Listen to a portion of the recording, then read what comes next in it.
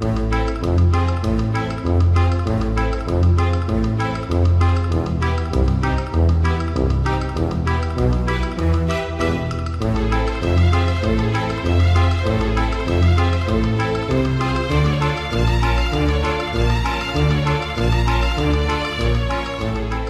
a world where monsters have taken their place among cinematic history, but who are the real monsters? Are they the scaly creatures that haunt our nightmares? Or are they the person you see every day just casually walking down the street? What happens when man outweighs the monster on the screen and creep into our lives and dreams? With our co-hosts Joe Randazzo, Vicky Ray, and Keith Shago, they will uncover who are the real villains as we explore the classic cinema along with some modern greats and find the monster within us.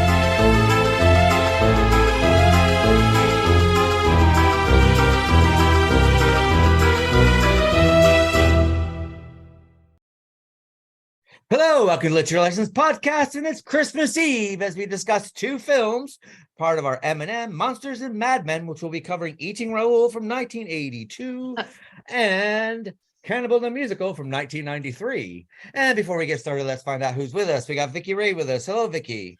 Hi, guys. And Joe Randazzo. Hello, Joe. Hello, it's a very cannibal Christmas. Very cold Christmas. A very cold one, too, yeah. Joe's all bundled up. No one can see him, but he got everything on except the Eskimo hat. Oh, I took, I've been sitting here, so I just took a shirt out of I just did laundry yesterday, so I took a shirt out of the clean laundry, wrapped it around my neck and zipped up my hoodie because up here in Chicago, it's -10, 50 mile an hour winds, which make it feel like -30. Yeah, no matter how much we're blasting the heat, it's still freezing in here. So yeah, it is really, really, really cold up here. Yeah, but you know what you should do when you're miserable like that?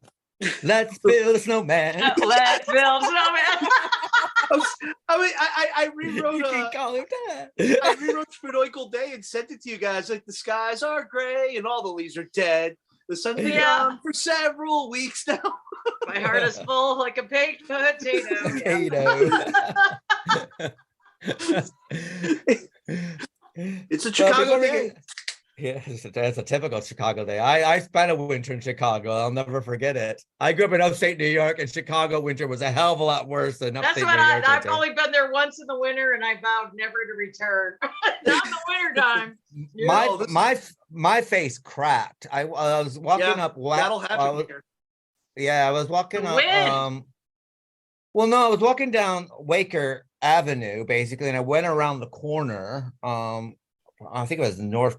I was gonna say that's the north side. North 23rd, because I was working at a video store there, and so I turned around the corner to go to the video store, and I just got the grit and the wind and it's like I got scratched right across by the grit. Oh no shit! You can't breathe either when it hits you that fast.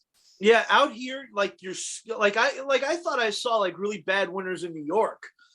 Growing up in the New York City area, you guys probably got it worse upstate, but yeah, it's out here, it's like, no, your skin hurts out in the cold. And I almost got hit by a car because I remember crossing Michigan Avenue, and there's that wind tunnel effect. Yes. it catches you and you're on the ice and it just pushes you and you can't stop. You're like, ah. It was horrible. But yeah, that was probably spring, summer, fall, Chicago is bloody fantastic. Winter is like hell. It is the worst out here for winter. You'll call it the Windy City for nothing. Yeah. I know a lot of people. Well, I live in the in the northern suburbs, so there's a lot of really rich people out here, and a lot of them have places in Hawaii, and that's where or Arizona. I have a lot of friends that have second places in Arizona, and they go there for the winter. They're like, we don't want to deal with this shit. We're going to Arizona. We're going to Hawaii. We're just getting the hell away. I don't blame them. It's just, if I had the money, I'd be snowbirding somewhere. Same here. It's kind of weird because if you're living on a North and West Street, because I lived on South Plymouth Court, you're fine until you can't get across, until you have to go to a street that's going east and west, and that's when you get killed. It's just like because it's the wind tunnels coming off the lake, right? sort of thing. So if you're on the North and West Street and you got buildings on either side, you're okay until you get to the corner, and then you're kind of screwed a little bit. So yeah, then you get hit with it. In that case, you should build a snowman. So before we get started, I guess we should find out what we've been up to. Let's start off with you, Joe. What have you been up to since we last spoke to you? Freezing. I mean, yeah, aside from freezing, yesterday, an hour before I was supposed to go into work, because the weather here was so bad, because we got snow and 50-mile-an-hour winds. There was zero visibility. I got a text from work telling me, "Yeah, don't bother coming in." So I was like, all right, well, there. So just kind of stayed home and watched movies, because there really isn't anything you really can do out here right now. It's really freezing.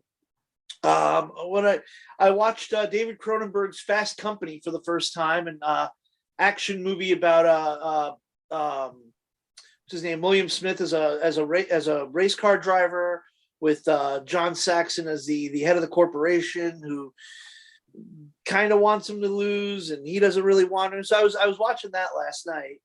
I'm gonna check out The Glass Onion today after I heard that's really good. Yeah, it just showed up on Netflix this morning. Oh, it's on Netflix now. Oh, okay. Today, yeah. Okay, as cool. of today. I watched A Christmas Story Christmas yesterday, which is okay. It's not as good as the other, but it's still good. I mean, it's kind of one of those sequels. It's just like, hey, remember this from the original movie? We're gonna do it again. Remember this from the original movie? We're gonna do that again for you too. Remember this from the original movie? Of course you do. We're gonna do it again. I loved how I saw that as well, and I say what I did love about it, I love seeing all the kids come back. Even his little brother comes back. That's true. I like that most of the original cast came back. Sad that some of the original cast was either deceased or could not make it back, but yeah, I'm surprised they didn't get Melinda Dillon back. She's alive. She's kicking still. So she didn't want to do it, from what I understand. Well, there you have it. Darren McGavin's dead. I'm glad they paid some tribute to him. It was nice they gave him a tribute, though, because he deserves a tribute. He's awesome. And actually, I don't know if I've ever told this on the podcast before. When I was in film school, I had written a tribute to the Night Stalker that I wanted to film.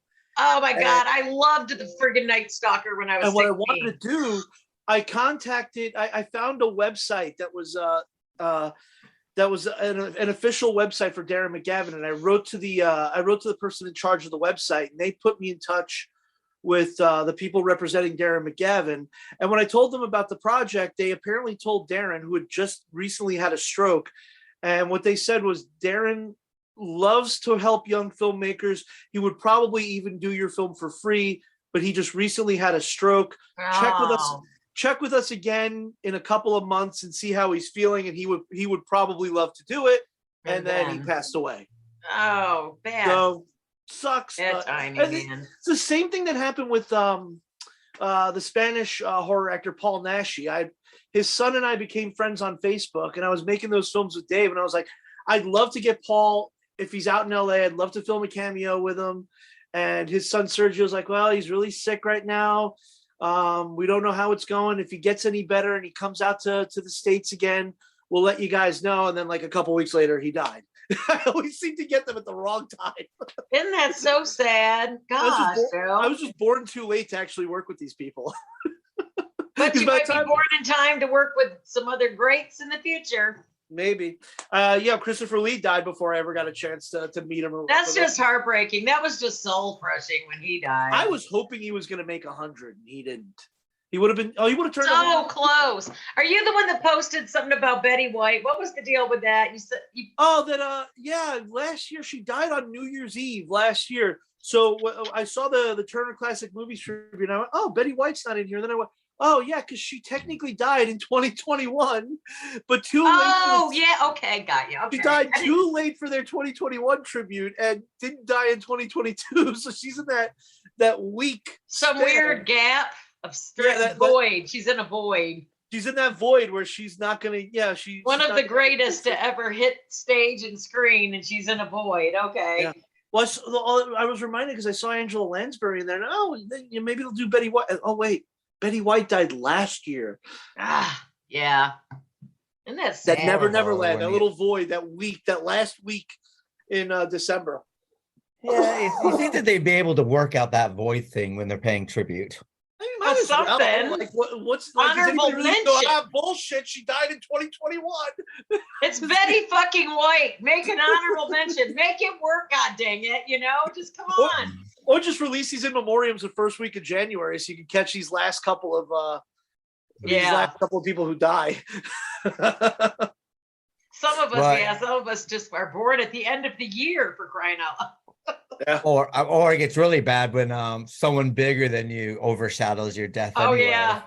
That happens. Yeah, that happens a lot. Yeah. Like Mother Teresa's death got overshadowed by Princess Di's. Yeah, that's right. She did die the same time, didn't she? What was her name? From Charlie's Angels. Michael Jackson died like a couple days after her. Farrah Fawcett. Oh yeah, Farrah Fawcett, and then Michael Jackson died like the next day. So talk about overshadowing. Everybody completely forgot about Farrah Fawcett. I see she's got quite a few clubs or forums that have been resurfacing lately on Twitter and in Facebook, especially. No, lots on Instagram too. A lot of people have been thinking about her again. It looks like. I have to sit there and say, for someone who's just a sex symbol. I mean, if you look at the Burning Bed and Extremities. I was just going to say that. She's bloody fantastic in those. So. And who didn't have that poster of her? Every guy I knew had that poster on their wall when we were kids. I had Jacqueline Smith. You had Well, you were always, you're a brunette guy back then, I guess. I'm a brunette guy now. So. I was trying to be coy and impolite. But yeah, I mean, and I have to sit there and say Farrah Fawcett's in one of my all-time favorite movies as well, Logan's Run. I love Logan's Run. Why haven't we done that one? Well, that's gonna be part of our book to screen eventually. So okay. I was gonna say I got the Blu-ray right there, so I can. Of course, Joe's got the Blu-ray. He's just showing off now. Oh, well, I mean, what did I do? Joe's got the Blu-ray to everything, and if he doesn't, he will make it happen.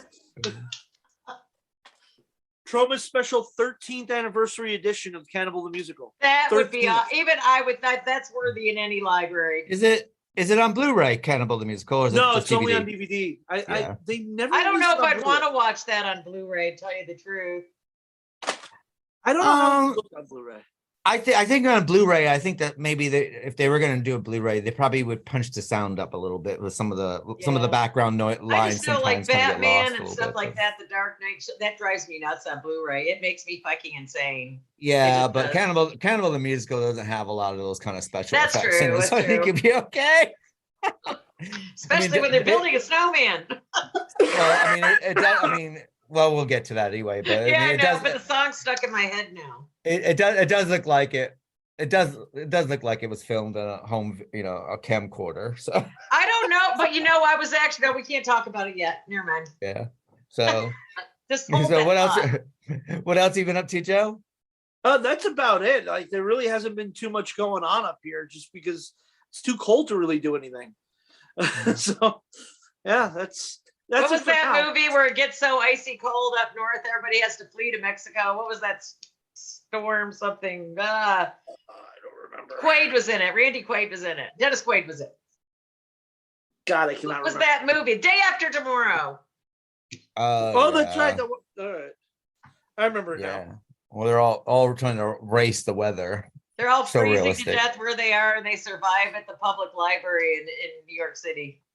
And they were trying to burn the Gutenberg Bible, and the guy saved it, thank God. Well, I mean, that was at that time when we're getting all these movies. It's like you go and see the devastation, and then unfortunately you had to sit through the next hour and a half until the next devastation piece happened. Because you're like, wow, this is fantastic. Like Deep Impact, all that kind of stuff. You're like, wow, the opening's like, oh, this is fantastic. And then you're sitting there for an hour and a half going, oh, for God's sakes, get on with it. And then the end of it's like, great, this is great again. It's like, yay, devastation, yay. I think it was Roland Emmerich, which all his movies, there's always Independence Day, they're trying to outrun the aliens. Day After Tomorrow, they're trying to outrun the weather. Moonfall, they're trying to outrun the effects of the moon. Being too close. I actually liked Moonfall. I thought I was going to hate it. I was pleasantly surprised. I like it because of how dumb it is. Exactly. That's what makes it so fun. Deep Impact. They're outrunning the volcano. I love Deep Impact. I Meteors. love all her movies. Yeah, I mean they're fun. I mean they're up there with like Tower Inferno and Poseidon Adventure. Airplane. Was it airport or airplane? Airport. Airplane's the piss take. I know. I was just like, yeah, the piss take. I can't remember because there were so many airplane movies that came out in the 70s and so many destruction films that I'm surprised anybody got in a high rise or got in a plane ever again. Yeah.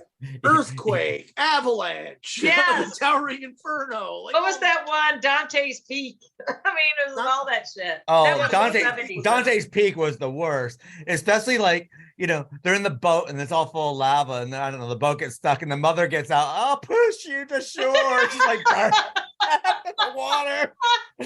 It's like, oh God, it's like Linda Hamilton. It's like you need to get remarried to what's his name? Cameron. Cameron. You need to remarry him because this is a you need a better script, lady. Yeah. I just remember going to the movie theater and I was bursting out laughing and everyone around me was getting really upset. There's only a few movies I burst out laughing at. That one and Westworld was another one. I just laughed all the way through it. What was funny in Westworld? Oh, everything. It was so stupid. The movie with Yul Brynner, right? Yeah, the Yul Brynner movie. Oh, no, not Westworld. No, Waterworld. Sorry, Waterworld. Oh, that. I laughed through Waterworld, not Westworld. Waterworld, I adore Kevin Costner, but who sold him that bill of goods? I will never. With his gills behind his ears. It was him, I know, but somebody let him do it. He had advisors. He had a little run in like the 90s where like he just had bomb after bomb after bomb. Yeah. The Postman was another one around that time. I love The Postman. A lot of people don't like it, but I actually like it. Especially how they got Tom Petty in there to be, you know, it's like, I used to be famous. Well, I mean, I think another thing, I mean, it's really hard. I mean, you win an Oscar for directing and acting in Dance of the Wolves, and you come out with like 6 years worth of shit. It's just like, it's like that. Is that Oscar court? What was the next thing that he did was good? What did he do that came to fruition after Westworld? It wasn't his movie. Clint Eastwood directed it, but I really liked The Perfect World. Oh, perfect. Yeah, I don't think I've seen it. I haven't seen that. Is he a serial killer or is he he's something like that? It's a good movie. Really? What's it called? Perfect World? Perfect World. Yeah, Perfect World. I'm gonna guess since it's a Warner Brothers movie, it's probably on HBO Max. Probably. Let me look. I'm always looking for something different. No, it's not on any streaming service that I have. Amazingly, yeah, I don't know. I have it on disc upstairs. Oh, you guys got everything on disc. I don't have a Perfect World, and I'm gonna have to. A bunch of show off. And I bought that. That's back when. I'm not a Kevin Costner fan. I never was. I had my other half at that time was a huge Kevin Costner fan. So it's like I saw Field of, and he was like, we had to watch Field of Dreams like at least every 2 to 3 months. I love that movie. Love that movie. And he would burst out crying because of his own feelings with his dad, and then I would just sit there going, and I try not to laugh because I lack empathy anyway, so that wasn't matter for. But I remember take me Dance with the Wolves, and I'm sitting there like 15 minutes in going, how much longer? He's going, shut up. I go, how much longer? It's like, Jesus Christ. And I go, and then I remember like Mary McDonald shows up, and I go, I didn't know Jane Fonda was in this movie. He goes, that's not Jane Fonda. I go, and I'm going to it. I go, do they have feathered hair? I go, did they have feathered hair back then? I go, shut up, just watch the movie. He's yelling at me. And then I remember after Waterworld, I went to Waterworld with him and a couple of my friends, and we were just laughing. And at the end of it, he just is yelling at me in the way you ruined that Kevin Costner film for me. Like, well, that's when you were insensitive and didn't have any couth. I'm sorry.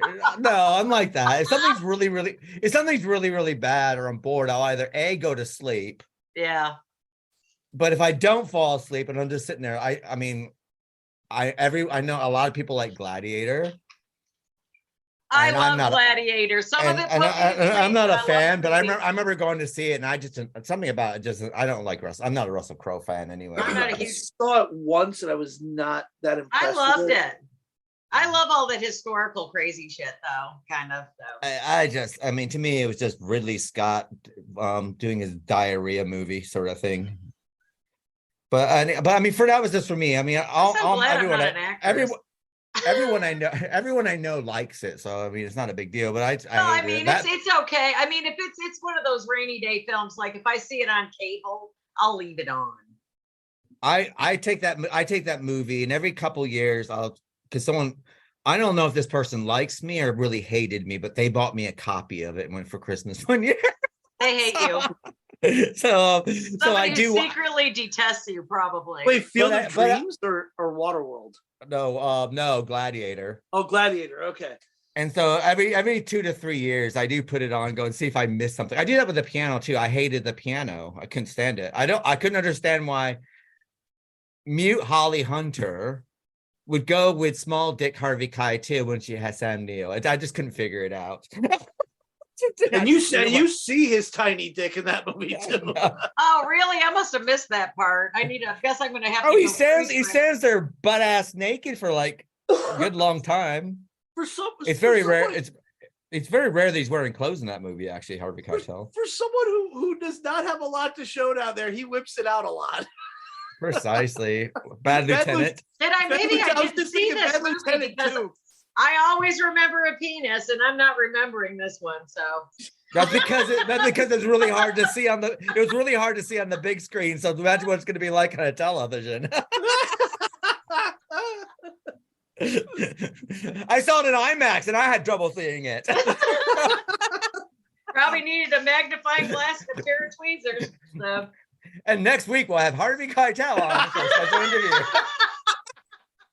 Yeah, you should send him an invite. He'd probably love to come on our show now. Where he will talk about what cold weather's like in New Zealand. Yeah. Meanwhile, I have not been up to much. I have been what did I watch the other day ago? I watched did you ever watch that movie #Alive about the zombie the guys are stuck in the apartment?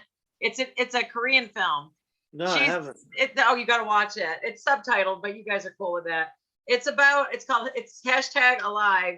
The guy, it's a zombie apocalypse. He's stuck in an apartment, and there's another person at the other apartment across the way. It's just an anxiety attack. Is the whole thing. And let me see, what else did I watch? Oh yeah, I had to watch my 1951 A Christmas Carol with Alistair Sim because it's not Christmas without that particular movie. And you know what? We covered that a year or two ago. But that is some fucking scary shit in the beginning when I was a kid with, Jacob Marley rattling the chains and do you believe in me? Or that scared the shit out of me. And, it still kind of intimidates me a little bit when I watch it. But let me see. Krampus. Did Krampus again. I watched Krampus the other day for the first time. And I watched, what was it? Bloody Christmas? Was it Christmas, Bloody Christmas? Is that what it was? The Robo Santa? Yeah, I saw that as well. I think I was watching it at the same time you were, actually. We just happened to be watching it at the same time. No, that was Cannibal the musical we were watching at the same time. Yeah. But no, I was watching that was RoboCop meets Santa as Arnold Schwarzenegger meets the Terminator meets I don't know what the hell that was, but he made a lot of noise. I liked the axe kills; they were pretty good. It was a crazy movie. I didn't think it totally sucked, but it was kind of fun, I thought. So I haven't seen it yet. I've seen most people just gushing over it, though. I thought it was a lot of fun. If you like Violent Night. I liked Violent Night. I saw that and I thought that was fun as hell. I stopped waiting for it to come down on price. What were you talking about? What movie? Violent Night? I'm talking about the Bloody Christmas scene. The one she was talking about was, But did you like it? Bloody Christmas. I loved it. Did you? I didn't like it. You didn't like it, I don't think. I just thought it was fun. I could tell by Keith's comments that he was not digging it while he was watching it. So I thought it was fun. There's certain things I like about it, but it's one of those meta films. Right. And I know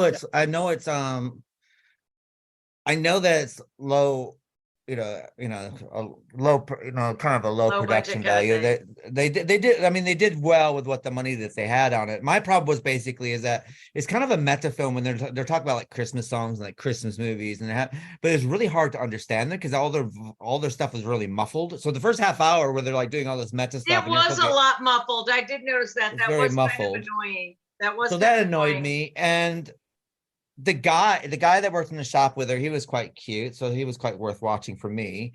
She was annoying. She was But- annoying. But the special, but once it takes off, Right. and then we get in kind of Sarah Connor Terminator Exactly. world. Exactly. Then it got better, sort of thing. So it got better. Well, it was but kind of a slow burn for a fast-paced, scary, I'm gonna kill you with an axe Santa movie. It's not the slow burn though. The thing is that I just think that if you're going to be in a horror film, you need to root for someone. You need to root for someone that you actually like. And it was really hard to like her. I didn't root. I was rooting for the final girl at the end, but I think he wasn't dead, was he? I don't know. I don't remember how it ends now that I think about it. I mean, I'm just saying the lead girl in it. I mean, she's a good actress, and her lines are just very abrasive. And she's like, well, I think she's an abrasive character, though. And she's yelling at everything. She's insulting everyone that she comes in contact with. I thought the word "fuck you" came out of my mouth a lot until I watched this movie. She's telling everybody. Yeah, I just think they're saying that, maybe if the sound was a bit better and you can understand more. That I did notice that. I did notice it was. I had to put on the closed caption because I couldn't tell. I had to too. Because it was muffled. That did annoy me a little bit because I remember you talking about cognitive architecture. It's like the muffling of the boom on that.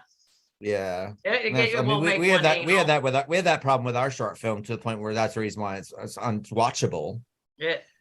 Because considering that it's not two people in a freaking room having a conversation. If you can't understand them, it's not. What are you watching? Yeah, well, you weren't stuck there doing continuity with all of them, were you? I don't. No, I mean, I don't blame. I blame the people. I blame the editing and the director. So that's all. Apparently, the director of VFW, which I still haven't seen. What is it, Joe? Same director as VFW, which I still haven't seen. I haven't seen that. It's worth a watch. I mean, it's on Shudder, so I mean, it's worth a watch. Well, yeah, it's a lot of fun. It's not going to win any Oscars, but as far as gore, slaying. I don't think I don't think I'll be returning to it year for Christmas year after year. Not like Silent Night, Deadly Night. It's not like Silent Night, Deadly Night or Christmas Horror Story. That's turned into a personal Christmas favorite. That's one of my personal favorites too, with the Santa, and that's a bloody Santa movie, but it's really good.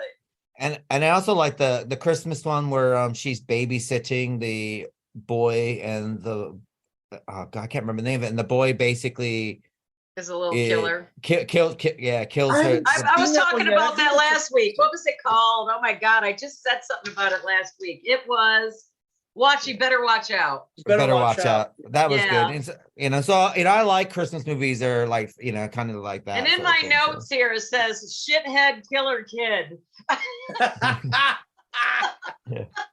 That's how I remember my movies. But I have it upstairs. I gotta drag it. I gotta drag that out. That's one of my Christmas movies. That one was a lot of fun. I stumbled on one last week that I didn't know was a Christmas movie, and Keith apparently knows it and likes it. It's Whoever Slew Auntie Roo. It is? I didn't know. Yeah, it is. I didn't know it was a Christmas movie. Is that up there with Nakatomi Plaza? Die Hard, one of the greatest Christmas movies of all time. What? Die Hard. I don't care. It is a Christmas movie. Everybody can fuck off. Die Hard is a Christmas movie. So's Lethal Weapon. Lethal Weapon. Yes, I agree. The first Lethal Weapon is absolutely a Christmas movie. But it's weird though. Like when Lethal Weapon came out like at Thanksgiving weekend. Right. Die Hard came out in the summertime because I remember I was living in. I went and saw it I saw the Denver IMAX when it first came out back in 1987, I don't remember. 88, and it was during the summer. Huh. No shit. I didn't remember that. But it's quite funny because in my mind I keep thinking, it came out, like Thanksgiving. But it was the biggest summer movie of that year. Die Hard. Gotta ask real quick before we get on to Keith.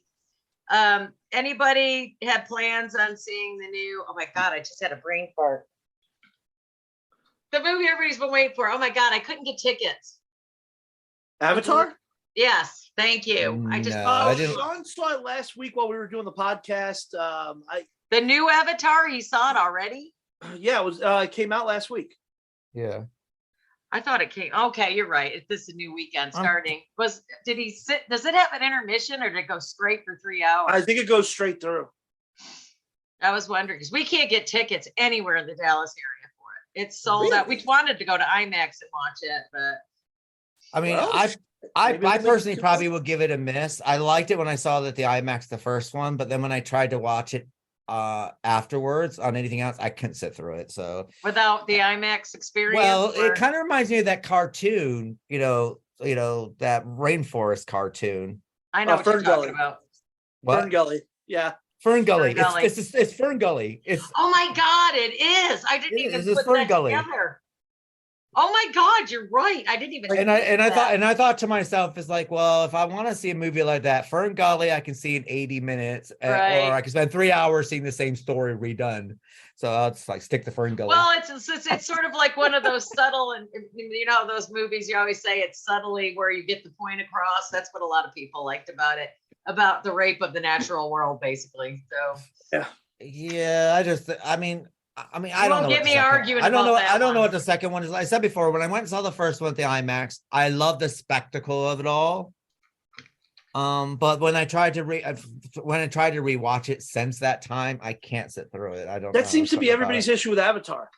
I can't. I've watched it a couple times. It's all spectacle, but it's all sizzle, no steak. That's I don't know the special effects. I heard that the special effects in this one and the people are just beautifully done. I mean, it looks like a masterpiece. I have no doubt. I have no doubt that Cameron pushed. Who directed that? James Cameron, right? Yeah. But I haven't really liked a James Cameron movie since True Lies. Yeah. Like I was not a big fan of Titanic. Right. I'll give him a Titanic because the thing is, hour and a half movie, boring. Last hour and a half when the ship goes down, exciting. Yeah. But you kind of look at, basically Kate Winslet looks like she's raping someone who's underage. Because she looks so much more mature than he does. Kids. You can't rape the women.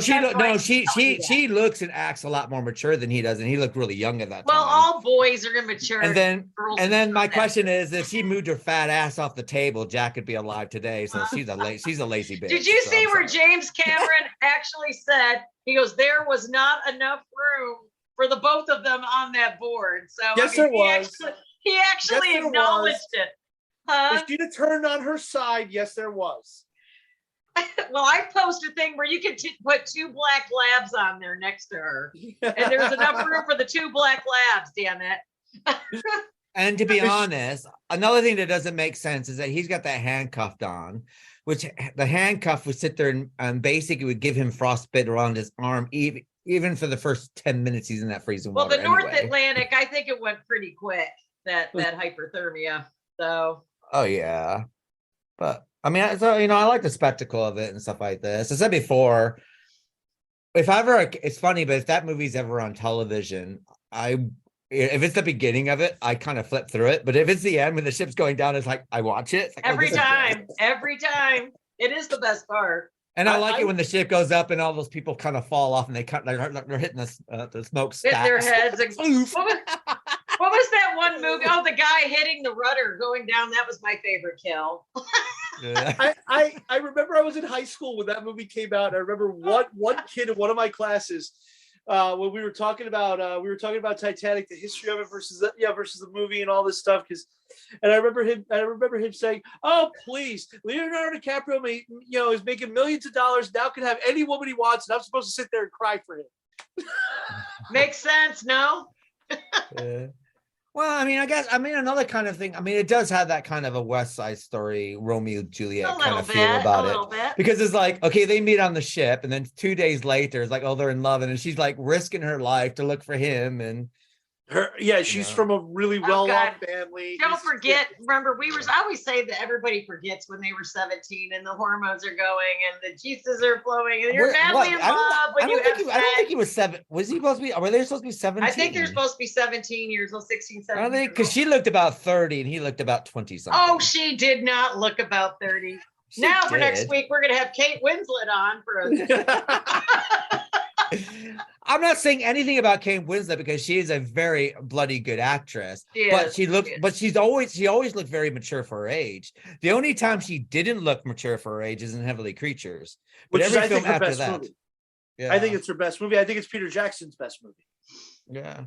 But Kate Winslet's just I love Peter Jackson movies. But she's just mature. She's just very mature looking. That's all. She doesn't look old, but she looks mature. And when if he plays her next to someone who's kind of cherub looking, which Leonardo was very cherub looking. He's not fat Leonardo. He's cherub. Well, back then, yeah.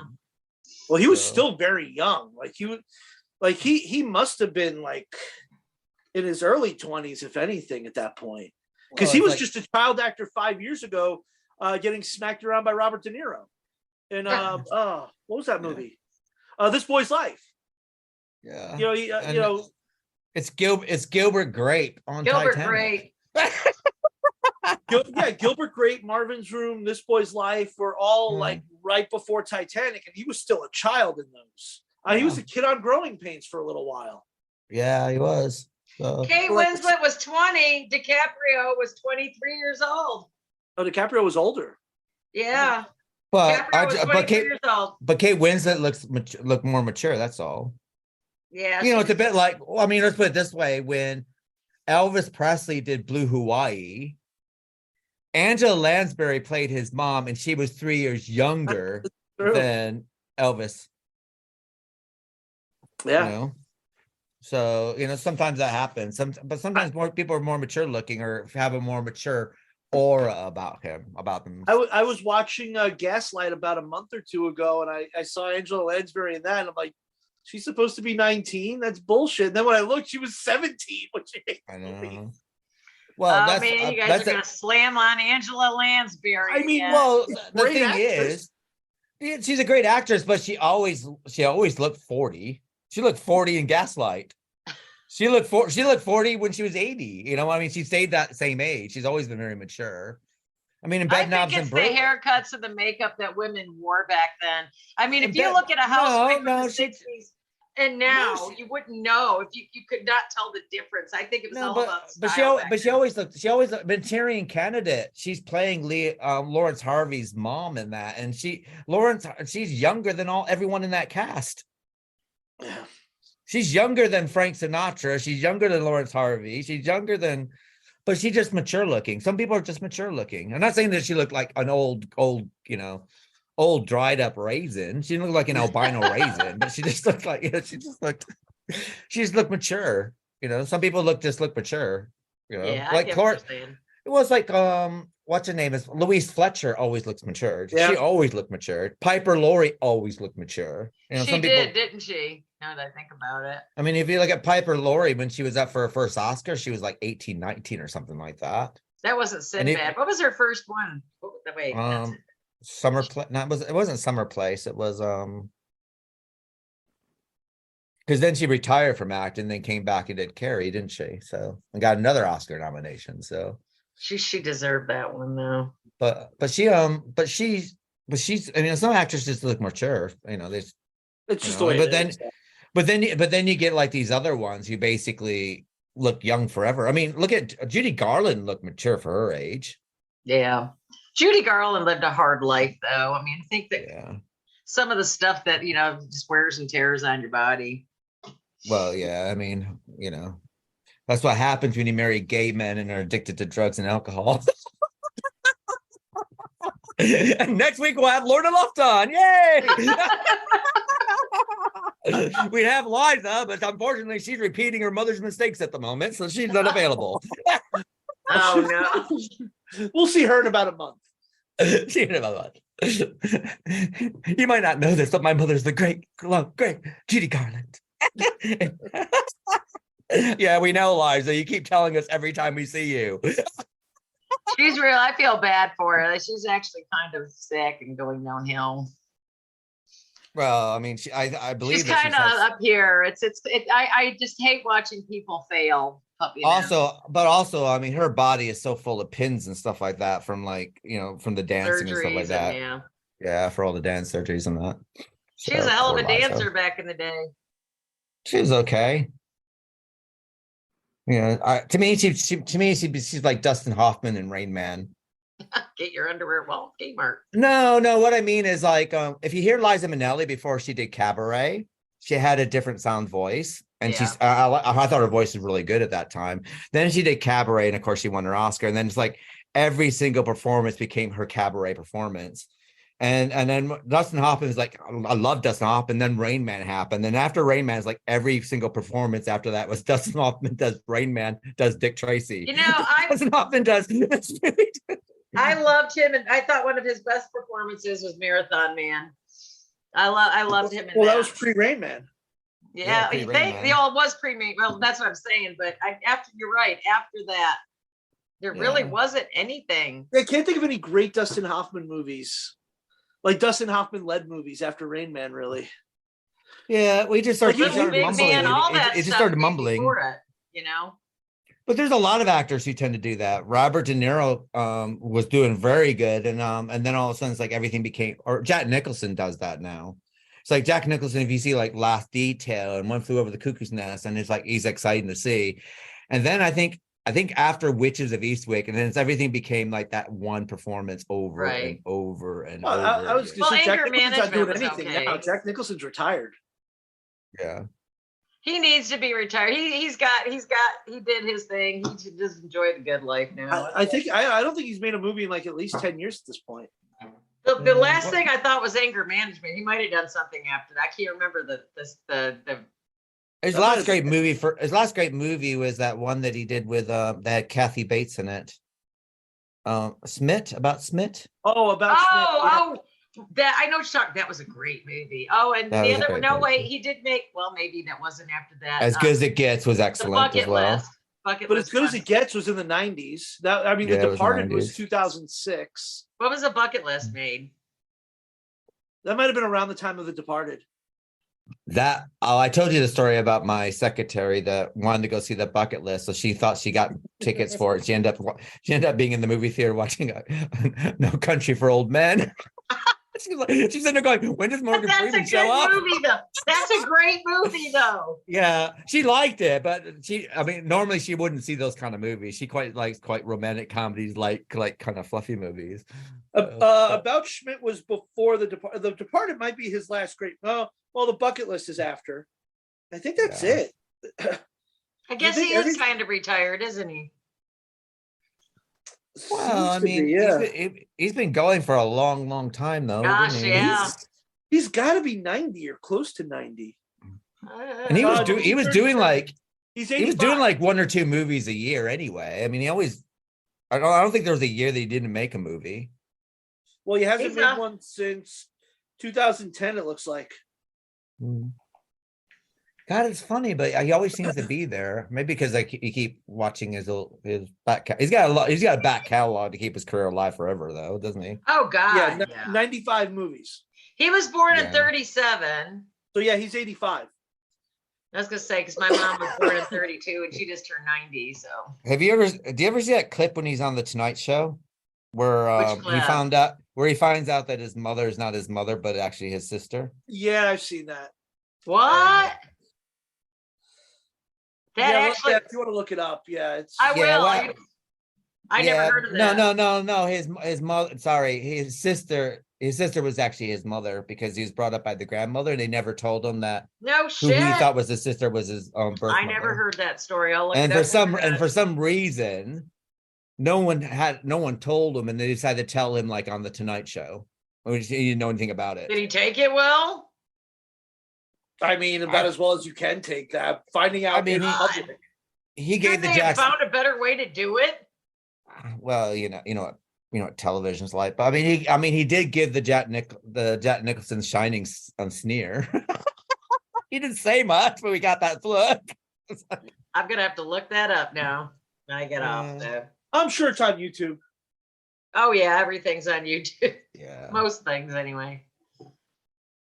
I know. I saw the most haunting thing on YouTube the other day, which was Ah. Cher singing with Bette Midler and Elton John, and they were doing Sly and the Family Stone medley. No kidding. Weird. It was weird. What a combination. It's Bette Midler before Bette Midler when she used to have that Jufro hair sort of thing before Right, she this got it all curly hair. costed. Yeah, back when it was like really dry looking and very brittle looking. before she was Disney-fied. Like pre the Rose bet. So I yeah. liked her better when she was Rose Bet. Yeah, I mean, she had some fun. I mean, she's good. She's fun with light comedies and stuff. I mean, it's Bette Midler. What was that one with Judd Reinhold and Helen Ruthless Slater? People. Ruthless People. I love that movie. Oh Down and Out Beverly Hills, Big Business. I mean, there's all those kind of movies. But Bette Midler's, I mean, I like Bette Midler. I mean, the thing, she's good, but it's Bette Midler sort of thing. It's very rare that you see her get lost in a role. Yeah. So, well, myself, I've been up to like Christmas stuff. I've watched Rudolph the Red-Nosed Reindeer, and this is my 57th year watching that. And yeah, and watched 'Twas the Night Before Christmas and How the Grinch Stole Christmas and Charlie Brown Christmas. Gotta watch them all every year. Have you really watched them every year? Yeah, I do. It's kind of weird. I do Because well, to me, it feels like Christmas, and it's kind of weird because I was talking to my sister on Monday, and she goes, "Oh yeah." I go, "What are you doing for Christmas?" She goes, "Well, I'm going to Watertown because my nephew's getting married, and well, he's engaged to get married, so he's living with his girlfriend and back in Watertown. So my sister's going to go to Watertown and spend Christmas with them. And then I go, "Oh, so what do you do for Christmas?" She goes, "What we do every year." She goes, "We all sit around and watch Rudolph the Red-Nosed Reindeer and all those things." It's kind of like, so I was thinking the other day, it's like I grew up with it because Rudolph the Red-Nosed Reindeer came out the year I was born. It was the first time it came on television. So I've been watching it every year. Now my nieces are watching it every year. And now my nieces' children are starting to watch it every year. So it's kind of like 3 generations. So it's kind of cool. Really. Well, I like watching it with Asher. So it makes me feel good. It reminds me when things were great when I was a kid. I had a great childhood. So it makes me happy to watch it. Well, funny thing about those though, when we were last week when we were talking about wokeness and so on and so forth. But they're very woke oriented programs. I mean, if you look at the gay elf who wants to be a dentist, and it's all about about not conforming to fit into society and just be yourself, and any special gifts that you have. But they do it in a way that endears it to your heart, is my point exactly. And I mean, and the message in the original Grinch, where you got Boris Karloff narrating and doing a freaking fantastic job that'll never top any other Grinch film ever. And and the message in that, and the message in Santa Claus is coming to town, and even Frosty the Snowman, but it's pretty weak, has its own little message. But it's just like, wow, it's kind of weird. Like when you rewatch these now, it's like, oh, okay. So yeah, you do notice those little things you didn't. It went pew. Next year at Target, I gotta buy those. I keep meaning to every year, and I never do. I gotta get like there's a really good box set on Blu-ray that has Rudolph and Frosty and Santa Claus and coming to town. Or there's the DVD set, which also includes How the Grinch Stole Christmas, but the extras on it are quite good.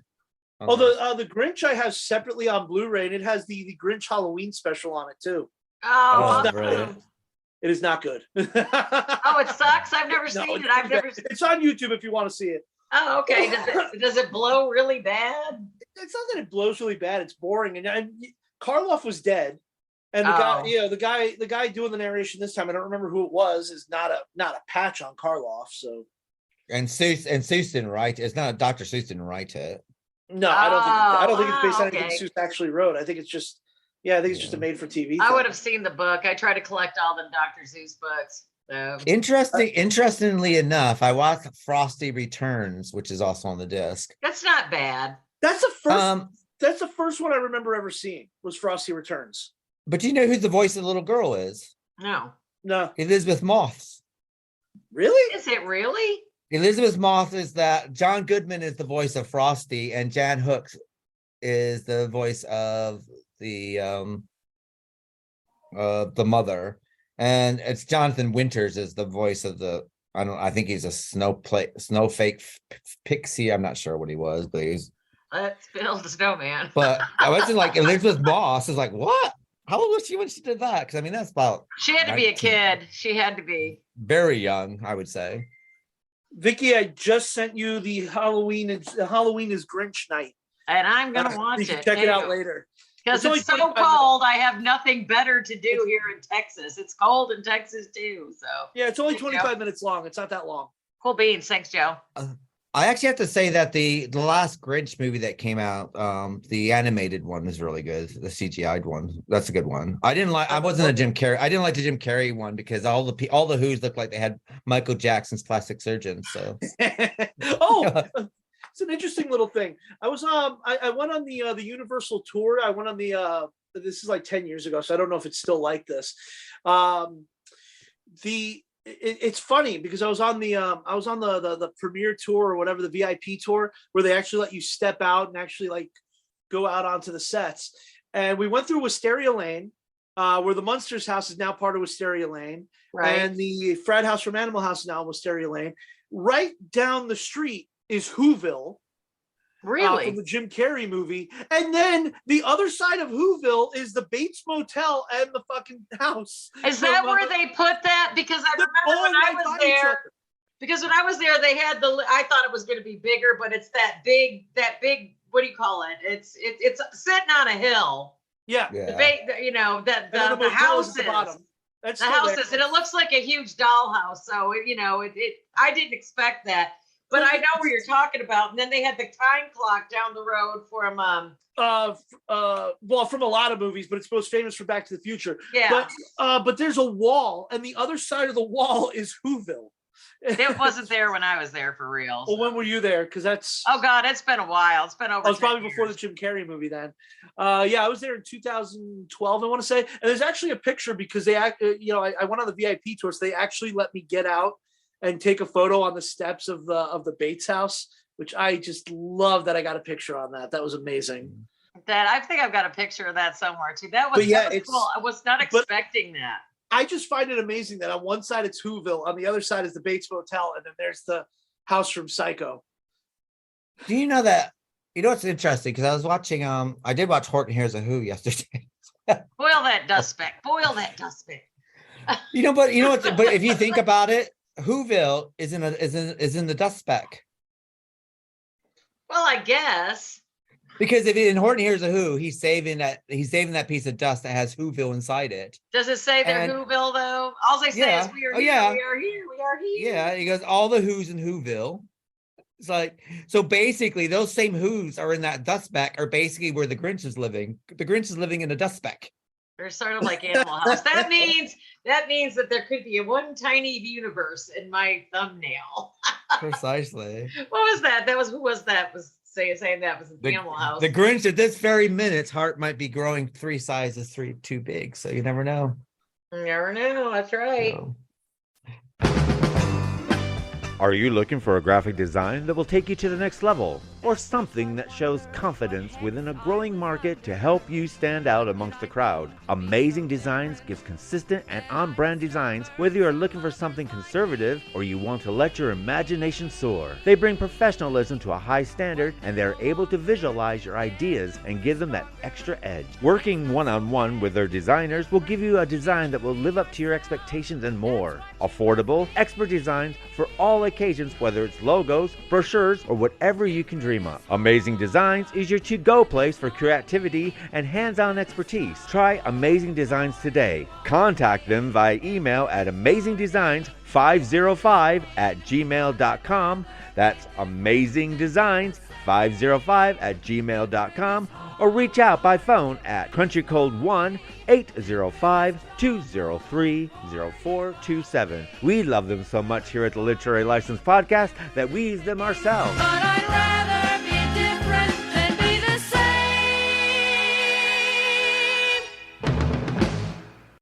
Well, on that note, let's get to eating Raoul before everyone's life is over. Oh my God. We've got an hour before we got I know, we got to shut up. Well, Eating Raoul is a 1982 American black comedy film written and directed by and starring Paul Bartel and Mary Warnoff. Robert Beltran, Ed Begley Jr., Buck Henry, and Susan Sager. It is about a prudish married couple, played by Bartel and Warnoff, who resort to killing and robbing affluent swingers to earn money for their dream restaurants. The writers commissioned a single-issue comic book based on the film for promotion. It was created by underground comic creator Kim Deitch. What we're going to do is cut to the trailer of Eating Raoul. Be right back.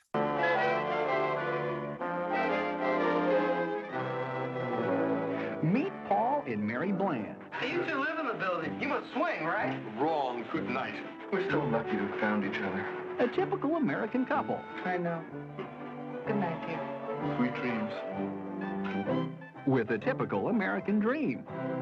And typical American problems. You are through at Clay Liquor. Mr. Leach, I'm sure the bank has nothing to worry about. It's going to get everything that's coming to The it. bank wants to see what it's getting into. With the Blands, life was just a rat race. A cartoon mouse. Oh, great. Trigger likes you already. Oh, we like B&D, but we don't like S&M. We met at the A&P. But they found a way to beat it.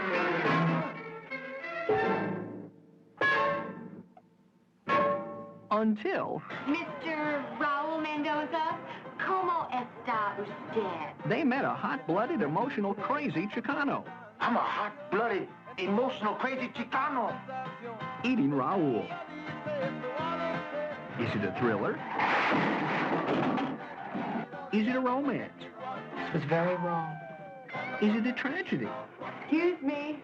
May I sit down? Is it a comedy?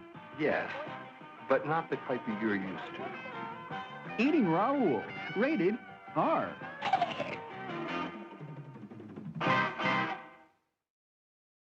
Welcome back to Lucha License Podcast. We're discussing Eating Raoul from 1982. So, Joe, what are your thoughts about Eating Raoul? Well, as somebody who just saw the movie for the first time like a year or two ago, I had always heard of it and I never really knew what to expect. And then when I finally saw it, it is such a funny, hilarious movie. I love their depiction of LA. Right. And I love that everyone in LA is some kind of sex fiend. I think that's Is this supposed to be West Hollywood? Or is this just LA well, proper? Yeah, I think it is kind of. I mean, the areas are West Hollywood, but yeah, I love the depiction of LA. It's just a place where like just like just sex weirdos live, and everybody's a pervert. Everybody's trying to fuck somebody, and Yeah, it's kind of true. it is. I remember when I first moved to LA, one of the people I met said, "Well, you're living in LA, so you're either trying to get into show business or fuck somebody in show business." That's pretty accurate. That's kind of what you're there for. I love Mary Warnoff in this. Paul Bartel is so perfect, so pitch perfect, as the snooty, Puritanical. puritanical in this, yeah. But he's always great as just a snooty. I'm better than you. He does it well too. Even when he's the underling in the beginning, he's working for the guy at the liquor store. He's got to get the fine wine because I'm not gonna tell somebody to drink the cheap stuff. And his boss points us, we're not gonna be able to sell this $400 a bottle stuff here. We don't have the clientele for that. Oh God, everything about him in this movie. I love how he gets jealous of Raoul before he even knows anything is happening, before anything even does happen. I think, if I remember correctly from last night. I just watched it last night. Because the big introduction is when he breaks into he's selling locks, isn't he? Well, he's selling the lock. Well, the first time they see him, He's breaking into houses. Yeah, the first time but they didn't have any like connection with him. I mean, Raoul kind of eyes up Mary up and down, but I don't think Paul Bland noticed him at that point, sort of thing. I mean, everybody's trying to fuck Mary in this, so it's This is definitely pre-AIDS single days. man in this movie is trying to fuck Mary Bland. I know, it's like everybody wants her. She's got a cute figure, you got to admit. Yeah, she does. Got a beautiful figure. Well, I asked this, the thing is that at this time, wife swapping and swinging were still a thing as well. This is like the end of that whole era where it was all about swinging. And I don't think it ever stopped. Not here in Dallas. Yeah, but I'm talking about, but I'm saying that, but I mean, it was mainstream, really. I mean, that's what Three's Company was pretty much about. I don't know. They weren't sleeping with John Ritter, though. They made sure everybody knew No, that. well, to be honest, I always thought John Ritter was supposed to have been gay in that, but yet he's always he was pretending to be gay, so Mr. Roper wouldn't mind if he stayed there because he was a weirdo too. I'm not. John Ritter is not a gay person out there for anyone who wants to. He's never was gay, but he always acted gay in everything he did. He did a good job at it, though. Yeah. So, but what I'm saying is like swinging and stuff like that. Because remember, you had the Ropers, and they were kind of like Well, but she was sex starved because her husband would never put out. That's why she was the way she was. Stanley, remember Stanley? But I mean, so all that swinging and all all that sex, and I mean, everything was quite out there. I mean, if you look at, did they come out like late 70s? This came out in 82.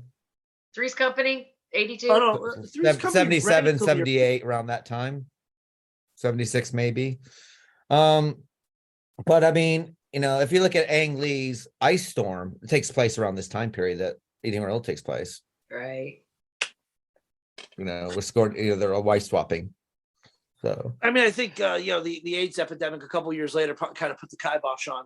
That's what I'm saying. This is definitely pre-AIDS, kind of, or the beginning really of started spinning out of control and people started really getting ill.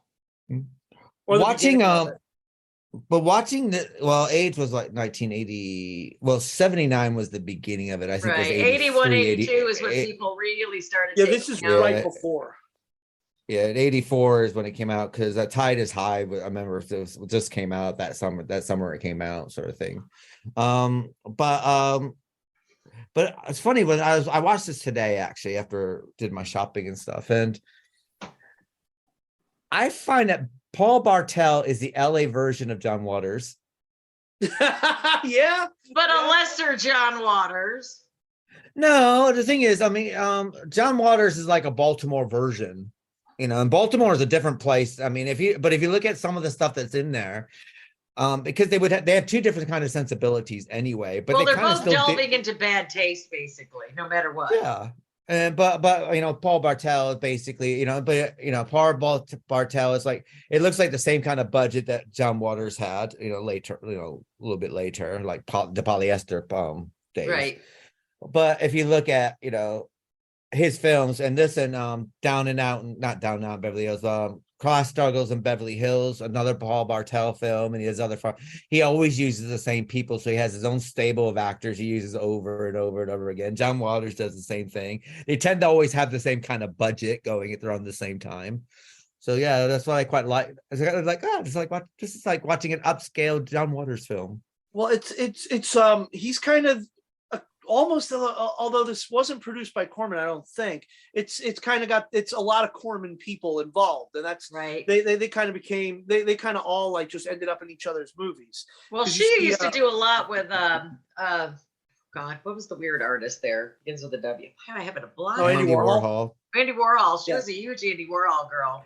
But Paul Bartel, yeah, she was. Paul Bartel has Mary Warrenoff in almost everything. Joe Dante pops up in this. John Paragon pops up in this. John Landis pops up in this. So you get that kind of like all those people that were, at like the New World, in the New World universe, just kind of all just showing up for these movies. And then later on, he'll end up in like Jim Wynorski's movies. I'm surprised Dick Miller didn't pop up in this. He's the only one that seems to be missing. So yeah, he does kind of have that same stable because they all end up in each other's things. Robert Beltran shows up in all Paul Bartel's films as well. Yeah, he does. Eating. Eating. Well, he wasn't in weren't all three of them in Night of the Comet? Yes. Were all three of them, or was it just She Warnoff and was. Beltran? I don't know if Paul Bartel was. I know Warnoff was. Richard Beltran. Beltran was. Raoul was. Beltran, Oh, that's Beltran right. and That's War- right. Yeah, Beltran Right. and Warnoff definitely were. I don't remember if Bartel was.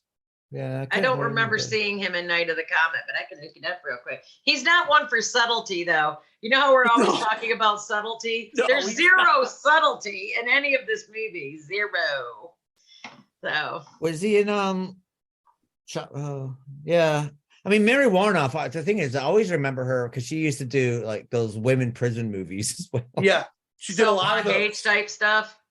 And she also did the best Charlie's Angels episode where they go to prison and she's the one like has to spray them down. And Of course she is. Of course. she was actually one of those women in prison movies with Lloyd, Prison a Go-Go. Lloyd Kaufman and Mary Warnoff are in that one. Women Behind Prison a Bars. Go-Go. I think she's in that, isn't she? I think she's in one of the. Is she in the first Chained Heat or in the Yeah. second? Or She's in one of those. But yeah, she's in a lot of those. I watched her in an interview with Paul Bartel on YouTube, and it was back in the day when they were doing it, and they were talking about, you know, why they did this and why they did that. And it just they just have zero filters. No, they don't. They have no Zero filter filters. whatsoever. That, like you said, he's not subtle at all. No matter what, even when he's acting, like he is so over the top in everything he's in that he stands out. Like in which was he in Gremlins 1 or Gremlins 2, where he's the theater usher that goes to get Hulk Hogan to take the Gremlins out. I want to say 2. No, wait, it's the first one. No, it's the No, second they one. did the first. This isn't the second one. They were in the theater. Because the first one was 1984, before Hulk Hogan was just starting to become a star. Okay. Yeah. Okay. 91 would be the one where Hulk Hogan was already like an I established remember star. the theater. That's such But he an comes- awesome scene. Hulkster, there are gremlins in the theater. Killer Party, he was the best part of Killer Party, I thought. I loved him in Killer Party. I just love and then Paul and Mary Bland show up in Chopping Mall. Yeah. Jim Wynorski's Chopping Mall at the very beginning. You notice how they have their name as Bland because they're very boring and bland human beings. Yes.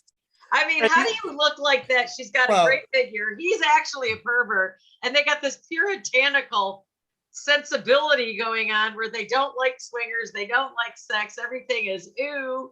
And you got that's what makes it so funny, the dynamic.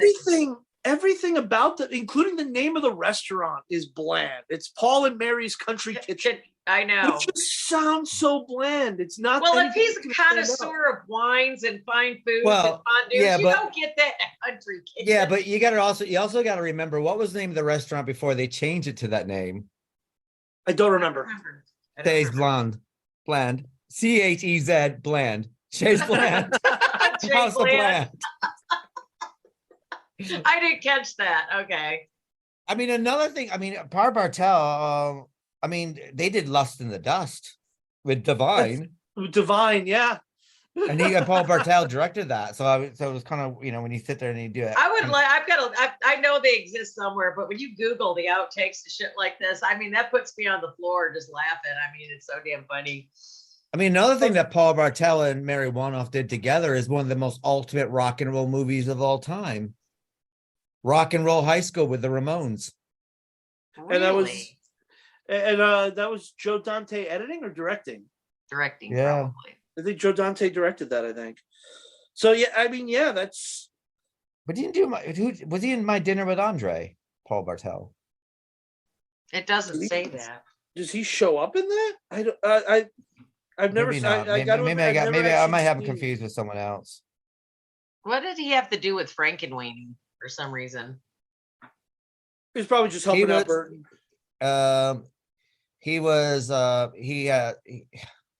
He's in the short film of Frankenweenie, which he's only, it's just, not the movie Frankenweenie. Frankenweenie started out as a short film by. I guess they never did.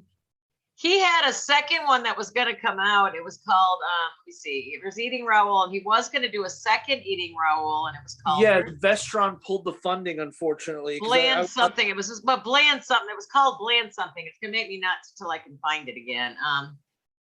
Eating Raoul is his big cult movie. It really is. Then he died. He didn't die much. I mean, he was Yeah, gonna make. unfortunately, he died pretty relatively young. He was only like 60. Yeah, So he had liver cancer. Yeah, there was so much more he could have done, which really is a shame because he's fantastic. He's he was Mr. Walsh in Frankenweenie, which I do not remember. I mean, it's been a long time since I've seen. Yeah, I know my brain isn't working really. I mean, but they just say this world is overflowing with sexual freaks. I'm glad we found each other. You know, it's kind of funny because apparently he was very openly gay and stuff like this. But for some reason, when I grew up, and I would see all these movies that they did together. And for some reason, I always thought they were married. Very worn up. I mean, she was like his muse in a way. So well, they had such a rapport with each other and everything that they did, and then you see interviews with them, and and all the other stuff. And I remember I don't know what when they were promoting A Life Struggle or no, what's I can't. They showed up on the Tonight Show or one of those kind of shows together, and they were very, very. You could tell they were very, very close, sort of thing. Yeah. They have a chemistry, either their friendship or whatever, but they definitely have common love for each other, whatever that is, or that then was, because you could tell that through their interviews, because that's why I find out, I just go dig up old interviews, because that's where you find out where people's head were when they were making those films at that time. Things might change, 10 years later, but that's where they were when they made it. That now I remember what I saw him in. He was in that classic TV series Armistead Maupin's Tales of the City. Paul Bartel appeared in those as well. I've never seen that. Which was based on. It's excellent. That's where Laura Linney comes from. Was that TV series? All right. And what's her name was in it as well. The one who does like Dog and Show, and she was also in Christopher Guest. No, the girl. She was also in Lost in Space. What's her name? I'm blanking. We know this too. For some reason, why are we blanking today? We got Christmas head game going on. But but if you ever get a chance to see Tales in the City, I highly recommend it because a lot of actors got started in that. Olympia Dukakis was in that as well, and it's based on the best-selling book series, sort of thing. So it was a British American television series that kind of was it 80s, 70s, 90s, 90s. Okay, wow. Well, yeah. They actually closed it off. Netflix did a final series of it because it was really hard trying to get the money between. It was PBS paying for it and a UK television studio over here paying for it. So two of them were paying for it. So every year that they're trying to do another one is getting more and more because PBS is PBS, isn't it? So I remember it was one of the first movies I watched on HBO when HBO came out, and that little black box with the little switch that went one way or the other. There was that was analog as it gets. What movie was that? Eating Raoul was one of the first. Eating Raoul. Oh, so you've seen it back then. Okay. It was one of the first things I watched on HBO. I have to sit there and say that in 1992, they turned this into a musical, and I went and saw it. It was in London in 2000. I saw it. I didn't see it, but I saw that they made it. But it was Adrian Zemed as the part of Raoul. How did that work out? How did that work out? Excellent. It was freaking bloody fantastic. I would think Adrian Zemed would make an awesome Ruthie Henshaw playing the part of Mary Bland, which she's a huge West End actress here, and Eddie Kurbach, who was the original Seymour in Little Shop of Horrors on Broadway, played. I would so pay to watch that. The musical is the music's fantastic as well. I mean, there's songs called Mary and Paul. It's about them getting the restaurant, and the thing is, all the swingers are paid by three people, so those three people are always coming through. Oh my God, the swingers! Let's take a minute to talk about the swingers. Do we start right at the beginning with the first one that they think drowns in the toilet? Yeah. Oh man! Oh, no, go ahead. You know what's amazing is Edie McClure. 5 years after Carrie. And like 5 years before, she was Chastity Pariah, and she was also the Dean Rooney's Principal Rooney's secretary in Ferris Bueller's Day Off. And you'd never think of her as a swinger. And no, you wouldn't. When you see her show up in movies prior to Ferris Bueller's Day Off, you're going, I know her. I know people are. I know who that is. But you don't think of her as a swinger because she seems like an uptight secretary anyway, no matter what she does. Was she the one that brought up the basket job, which I had to look up? Yeah. The what? A basket job. The Was that basket her that brought that up? I've never heard. I don't.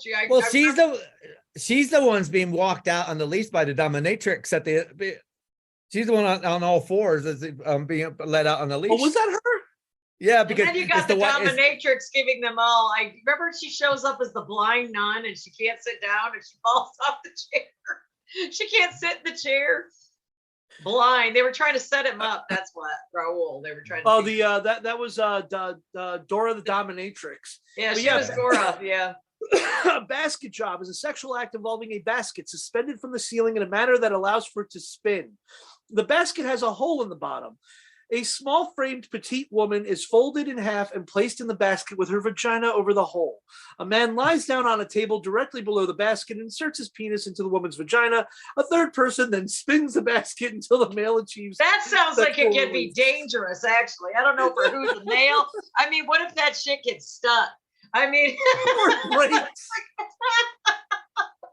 you saying that working A&E, people have to get brought in because they get stuck in having sex sometimes, and they get brought in as a couple. No, I've heard about. I can't wait for my daughter to give me ER stories when they assign her to a hospital. She's gonna ask her every day.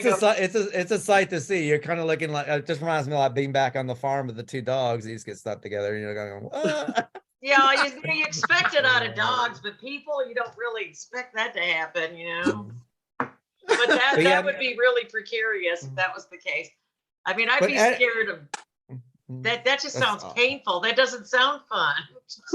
But a lot of Vaseline, need lots of lube. But Edie McClure's line is fantastic. Like, we're at S&M and I'm going to go down to the A and P. We're not into S&M. We're into B&D. We met down at the A and P. Brilliant. Hey, you never know who swingers are. I'm telling you. I got friends, and you would never know that they're swingers. They're just mild-mannered school teachers and EMTs. Some of them you just never know about them. I didn't know one of my friends was until she started an OnlyFans, and then she's like, "Oh yeah, I'm in this theater and I just banging all these guys." Like, oh shit, I didn't know you were doing that. I just always thought, okay, here's my really attractive friend who does. I didn't realize she was into that, but it's something you're not gonna know until I mean, as far as I'm concerned, again, be yourself and do whatever, just as long as nobody who isn't consenting and isn't of age. Precisely. Yeah. As long as everyone involved is a consenting adult, do whatever the hell you want. I'm totally cool with it. And if they're all good looking, give me a call. No kidding. Exactly. Thank you, Keith. I wasn't sure how to frame that. If they're good looking, call me. If they're ugly, I'm busy that night. Got a podcast to tape. Yeah, but we don't have any filters either, clearly. But I mean, eating Raoul. I mean, it's kind of weird because I know it's 1982 because the research, but for some reason in my mind, I always think of this film as like a late 70s film. I think of it as a 90s film for some reason. I don't know why my head goes to 90s. I mean, it's early enough in the 80s that it kind of has that 70s sensibility and it kind of looks like a 70s movie. Yeah. So it doesn't look like a 70s to me at all. Well, the shoes, the polyester pants, the flares, polyester, yeah, I guess. But the clothes that they're wearing, this shit was going on in the 90s too, though. That's why I guess it. Yeah, but I mean, like the guy with the denim pantsuit on. Yeah, that was really ugly. And like the belt and then the hair and the glasses, I don't know why I kept expecting Rick Moranis to walk out of that room at any time for some reason. Well, I had to sit there and say when they killed the banker guy at the swingers party, and she's in the bathroom and he's in the shower and he steps out of the shower, and I thought that girl was dead. It's like, what happened there? I mean, she gets up later and walks out, but I was like, that was weird. I thought at first when I saw her, I had to rewind it. I thought it was Karen Allen from Raiders of the Lost Ark at first. Like, wait a second, hold up. I had to rewind. Like, no, it's not. Okay, she just looks a lot like her. No, it was You Deborah imagine Winger going- before Terms of Endearment. You imagine going from Raiders of the Lost Ark to being the naked woman in the shower and eating Raoul the next year. Person's gotta have goals. I used to get Karen Allen and Deborah Winger mixed up. I can see that. I can see why you would get her mixed up. I love the kitsch of their apartment as well. That whole 1960s setup, and the 50s. It was 1950s. 1950s. It was the retro, sofa. retro. Ugly stuff. Never. Yeah, with the line of we could sell your mom's 1950s retro stuff. And you find out she's still alive. Yeah. No, it's on loan to us until she dies. Yeah. And then he's trying to kill him when he's in the car because I guess he falls in love with Mary Warnoff. Yeah. Raoul does, and he's got that car, and you can see his eyes. It's not like a very good disguise, and he's trying to kill him with the car and trying to run him down. One other thing, because the wonders of these like 4K masters and 2K masters that they're doing for movies now. Unfortunately, in this case, you could see when Mary Warnoff is leaving to go to the bank, when she's leaving the hospital, at least in my version, which is from the Criterion, you could see that she's wearing black underwear underneath the white dress, but then when she comes home, it's all white. Everything she's wearing underneath is white. And I don't know if that comes across in most versions, and it's probably something that, unless, obviously in 1982, they didn't think some guy's going to be watching this in 2022 in high definition, able to see through everything. But yeah, it's funny because in the Broadway musical, she wears black underwear underneath her white nurse's uniform the whole time. Did she have white bra and panties on? I don't think it was black in the movie.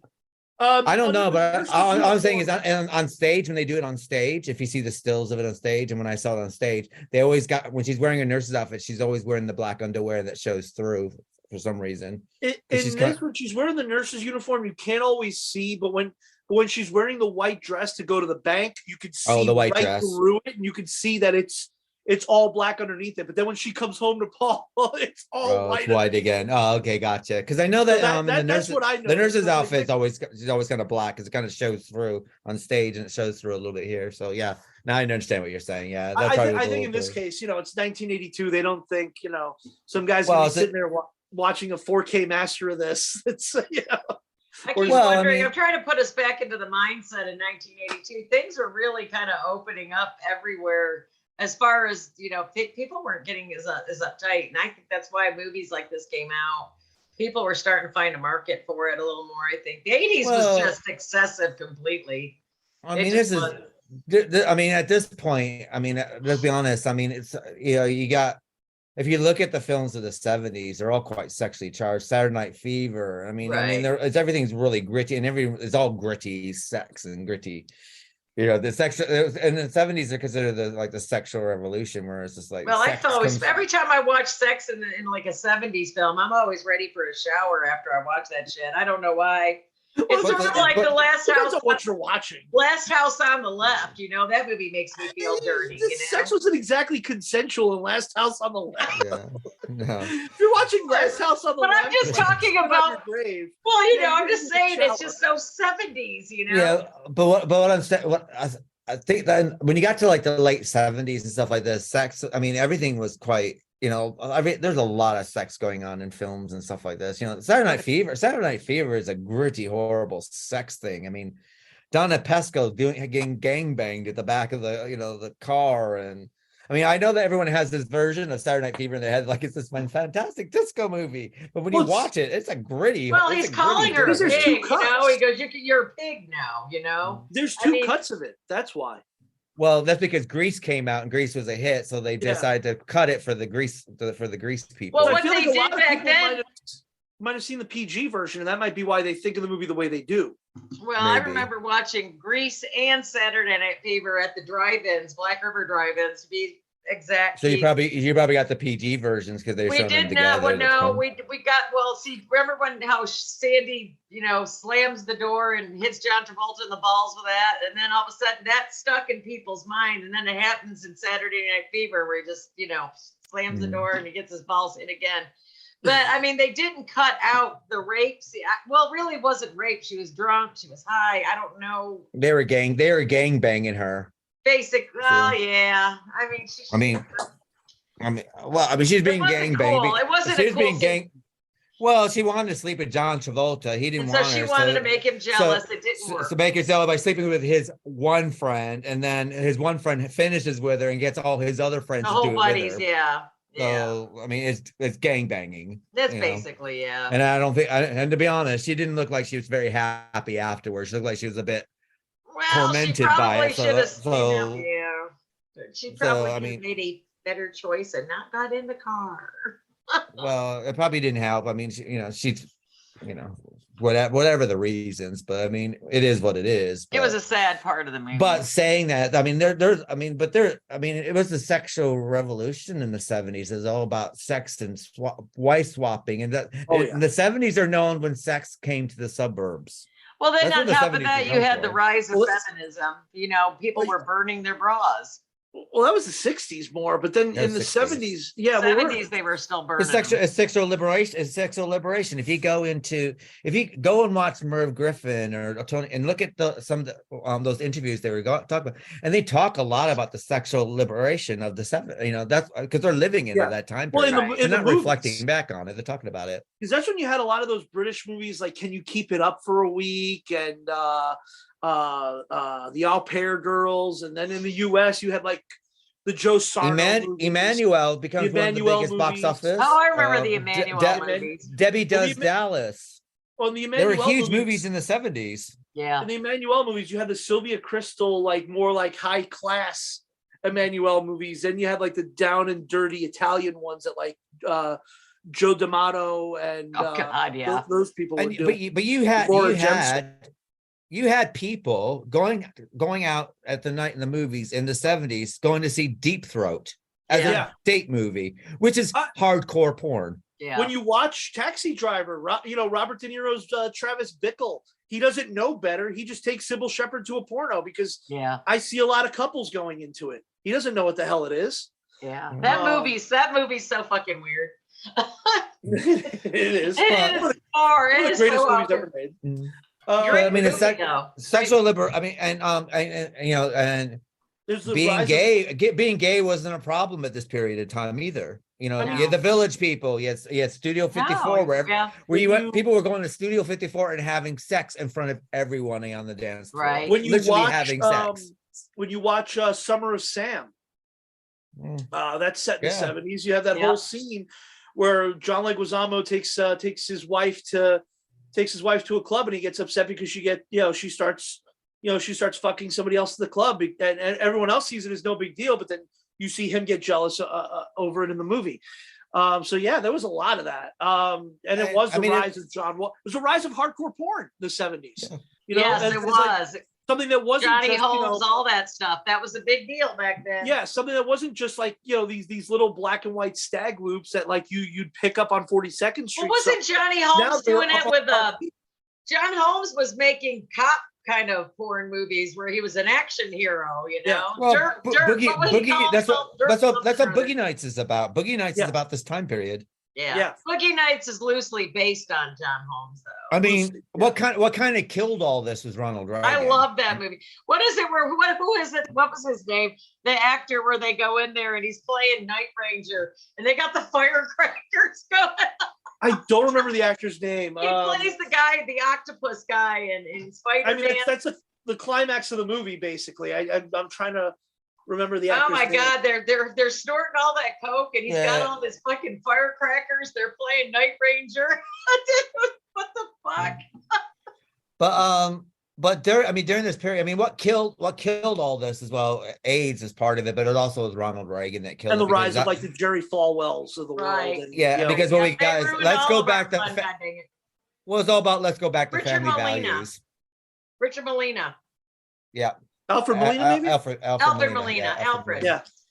And that's what kind of killed the whole sexual liberation and stuff like that, was Reagan with his let's get back to Christian values, let's get back to family values, and then we had the AIDS crisis coming. I love family values, and I like some decent values, but I like them not to touch my movies and leave my shit alone. I mean, just stay out of people's bedrooms. Yes, please. That's a big one. Unfortunately, that's all. Yeah, really. We don't need to know what. Yeah. Once you start letting in people like Falwell, you're gonna have that issue where they can't just accept that people are gonna just do what they like.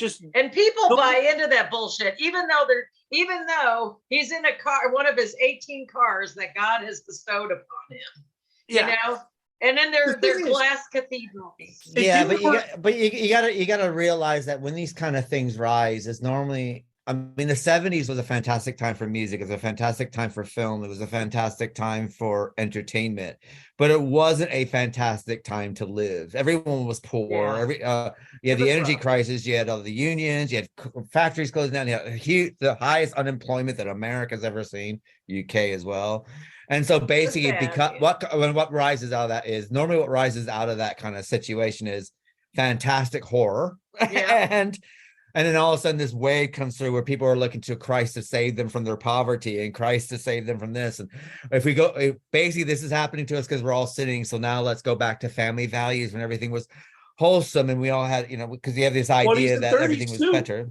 The 20s and 30s too. Yeah. Yeah. Depression. You had the Roaring 20s leading into the Depression, and then you had, the Catholics starting the Hays Code in the 30s because our entertainment is getting. Well, we've had a good run on horror this year, so. Well, we're living in desperate times at the moment. We are. That's what I'm saying. We've had a good run on horror. Horror has been good to us this year. It really has. But if you look at it, then what rose during that time? Horror rose at that time and sort of like this. And then what happens is the 50s. We have this clean, wholesome image, which is like the 80s, which is a wholesome, clean image sort of thing. And then now we are basically where we were in the 60s, where you have all, like, oh, let's talk about equal rights and all this other stuff. And that things become a little bit to the left now, which is what we got now. But now we're coming out of the 60s now, and now we're going back into the 70s, which is basically what we're living in now is the 70s recreated, but it's a 2020 spin on it. And what happened? I just thought we had a killer year. We had a killer year for movies. I'm really happy. This has been a good year for movies. But horror always rises during desperate times. Yeah, you're right. That would have been a great thesis when I was in college. Awesome. I don't know why I'm thinking these things now. When you get away from just like the massive mainstream movies this year, and you get away from like just the kind of all superhero movies, a lot of the stuff that was bubbling underneath that has gone straight to streaming has been really, really good this year. It has. It really has.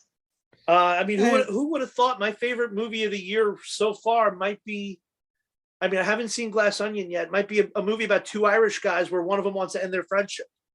Like that's, to me, is just, that's holy shit. Or it's a black and white. Well, it wasn't this year. It's at the Lighthouse. I might never get over the Lighthouse. The Lighthouse was a couple years ago. Can't get over the Lighthouse. I remember being really pissed off when I was in the theater for the Lighthouse, because I went to the theater to see it, and I used to constantly see all these people bitching on social media about there's nothing new in cinema. There's nothing new. It's all this. So they make something new. But then when I was in the theater, I was the only one in there.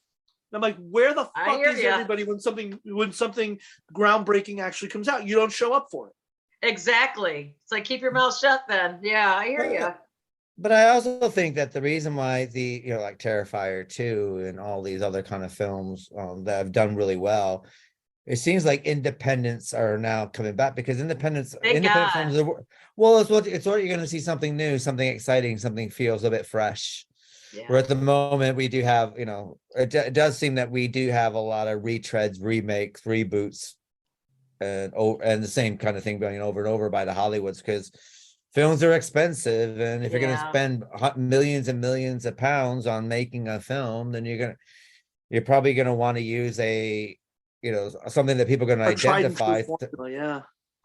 Because you're going to spend millions. Because we're now.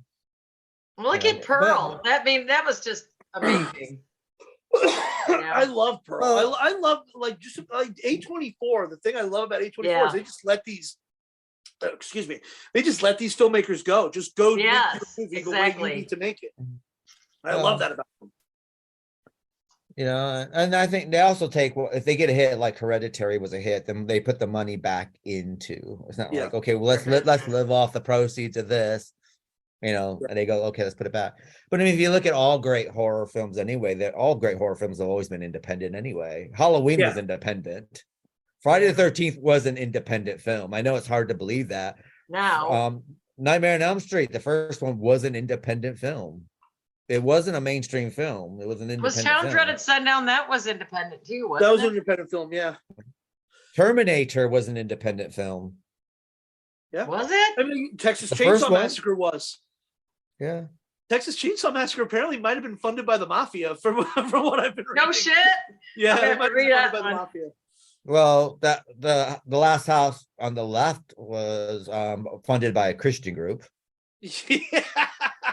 Do they know what they funded? Well, Wes Craven was apparently very, or grew up in a very Christian environment, and it was he started kind of coming out of it around the time that Last House on the Left was being made. I mean, it's basically the Virgin Spring when you really, which was a huge, critically successful foreign film. Which film was that? I didn't catch it. The Virgin Springs. It's a Bergman film, isn't it? Yeah, it's a Bergman film. It's Ingmar Bergman, and he basically just remade it with, you know, just as much sex and violence as he can put on screen. So, and the reason why is because him and Sean Cunningham figured, well, this is the best way to make fun money quickly, because Sean Cunningham wanted to make films about boys baseball team or something at summer camp.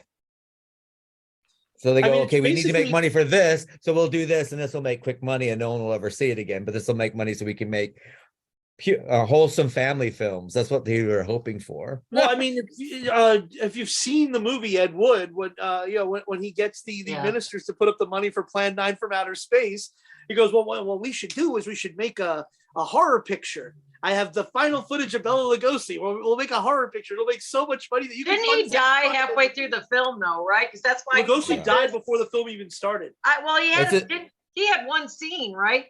It was Ed Wood was shooting stuff with him that he later pushed into a movie. And like gives you a new appreciation for Ed Wood. We could do a whole season on fucking Ed Wood, easy. We really could. I mean, you're probably going to want to kill yourself by the end. Probably. It'll probably be up there with killing yourself. But I mean, what Tim Burton's film doesn't go into is Ed Wood was doing a lot of porn stuff towards the end. Yeah. Vampira. I forget which movie it was, but Vampira had a falling out with Ed Wood because she showed up on set. And I remember reading in a magazine, and I gotta find the interview where she said he expected me to fuck this college kid in a coffin, and I was like, I'm not doing this, and she just walked out. He was like, oh, well, there's two versions of Ed Wood. I mean, there's the real Ed Wood, and then we got the Tim Burton, Johnny Depp Ed Wood. Right. So everyone thinks of Ed Wood as this lovable person, but apparently the Johnny Depp person. Nobody liked him. If you read anything on his biographies, he was pretty disliked. Well, yeah, because he was kind of a scumbag. Yeah, but I just thought, I thought, back then they protected their own. I thought Hollywood was full of scumbags like that. So. But he was casting couching as well for parts of his movie. Oh, he was definitely casting couch. Well, he was also one of those guys who never really paid his bills. He was kind of couch surfing. Like, you know, you wouldn't hear from him for months. And then he'd knock on your door and be like, hey, I got evicted. I need a place to stay. Yeah. And then you couldn't get rid of him once he was there. Yeah. So he's one of those. Sort of like feeding a seagull, I imagine. Yeah. And then the whole time he's trying to get these movies done. And then, like Vampira's like, I'm 52 years old. I don't want to have sex with this guy in a coffin in your movie, Ed. You know? I'm sure that Ed couldn't pay her very well for it either. Oh, probably not. I don't think Ed Wood paid for any of his actors. I believe when he died, he was so much in bankrupt from people that he owed money to who were in his films. Yeah. He goes, oh, I'll pay you such and such. He never paid them. And I then think any the only money one he that ever any, actually and made was if the the films Ghosts. made any money, he disappeared and you couldn't find him. He used to recruit women from local strip clubs to do stuff in his features. Oh, people still do that. I didn't know Ed Wood did it though back in the day. But You didn't know Ed Wood was what? I didn't know he was recruiting strippers back then. I mean, I just got this weird nostalgic feeling about back in the day where it was like really, Wizard of Oz, and I really got to change because I mean, after I watched Freaks in 1932, I knew that was Hollywood was definitely. No, I mean it was already happening back then. The thing then. is, when you get a bunch of artistic people around each other, people are going to start fucking. That's just what they do. Drinking, snorting coke, and fucking. Okay. I mean, there are stag films, and I mean, the thing, Fatty Arbuckle almost went to prison for raping some actress with a Coke bottle. Oh yeah, Lionel Atwill was hosting orgies at his house. Yeah, while he was in the Universal Monster movies.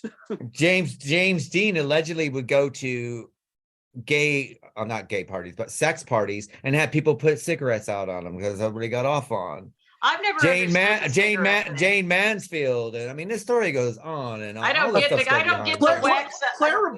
Clara Bow supposedly got gang banged by the USC football team in the 20s. Supposedly, I don't know if it's true or not. Get kind of messy after a while. Well, I mean, but we had the same thing going. Well, we had the same thing going on in the 60s with rock and roll. Oh yeah, true. I mean, all those people who are living in, before Charles Manson had his fateful night, all those people were having sex with each other, and they were all mass orgies and everything. Sharon Tate and Roman Polanski, when after the murders were, and the police went up into his off, it was all these sex party videotapes that Roman Polanski was making of him and Sharon Stone and all these other guests. Right. And all that her kind and of Jay stuff. Sebring were an item now before. I mean, why was he there? Were they just really close friends, or were they really close friends? I think Sebring and her used to date, and then she left. They used to date, but maybe they were wife swapping. Who knows? I mean, that happens. Maybe they were free. Maybe they had an open marriage. I don't know. We're talking about Roman Polanski. Most of his girlfriends don't have a driver's license, so I mean, aside from the one, I don't know about any other. There's never just one. If you like one small. No, I can officially say that Roman Polanski is having difficulties in France at the moment with the girls' school live next door to them. Apparently, there's a lot of stuff that goes on there. No shit. Still, after all this time, he's still doing that crap. I don't know. I mean, the thing is, France has different sex laws than America does. So they're very open there. If you go to France, and you have, and when I say school, I don't know how old they. I mean, the age of consent in this country is 16. So I don't. And France, I think it might be 15 or 16. So therefore, if he's sleeping with a 15 or 16-year-old, it's the age of consent. I think in Italy, at least in the 90s when I was going there, I think it was like 14 or 15 was the age of consent in Italy. Yeah. I think it's 16 now. So, it might be 16 now. I mean, who knows? So all I'm saying is, you have to go by the law in the country for which they are living. Well, and in Italy, if they're not going to die from rabid sex, they're going to die from smoking cigarettes. Or from our hearts exploding from how much espresso we drink. Oh my God! Yeah, I can drink a lot though myself. I had 12 shots of espresso on Sunday. Everyone at my job was like, "You're gonna die! Stop!" When we were in Istanbul, Turkish coffee, I ordered 2 espressos, and that guy was looking at me. I go, "It's a little cup, dude." He goes, "It's really strong." I go, "Bring it. Just give it to me. Just give it to me."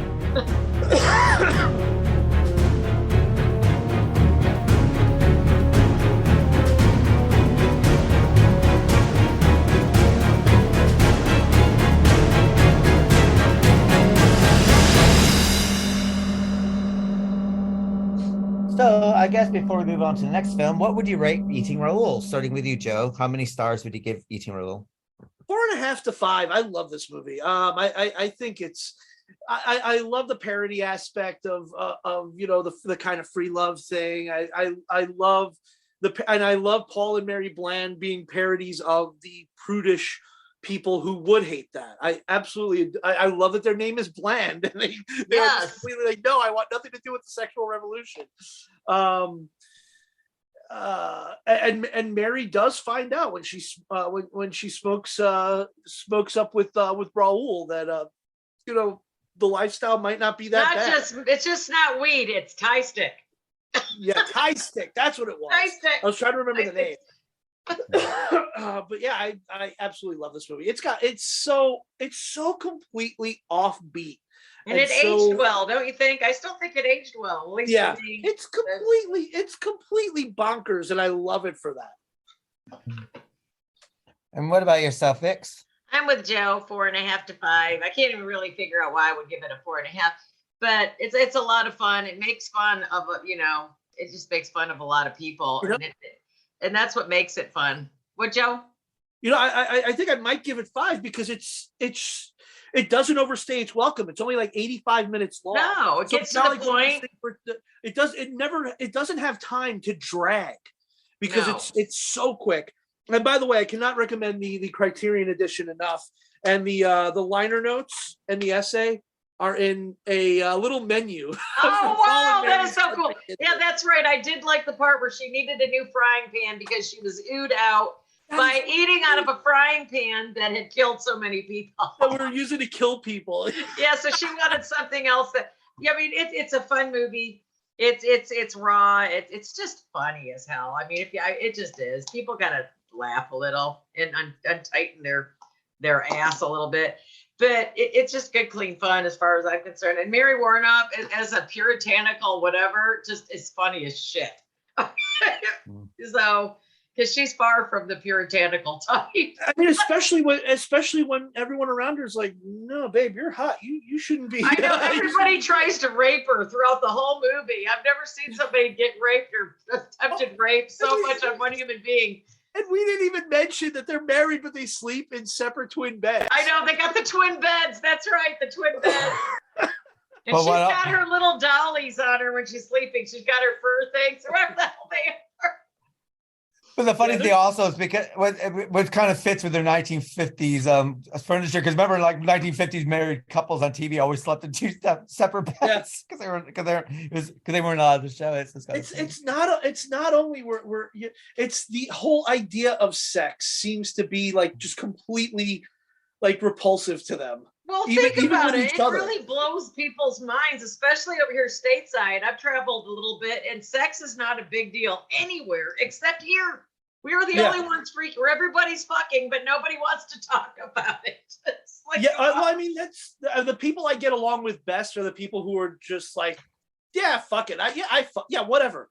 I love joking about sex because it's something that's so easy to joke about because it is funny at the end of the day. It's so the act itself is ludicrous, but we all do it. We all have to do it because otherwise we'd go insane. Why shouldn't we joke about it? Why shouldn't we be open about it? Or better yet, have fun at expense of others who don't like sex. Yeah. Which this movie does. I mean, this movie has fun with both sides.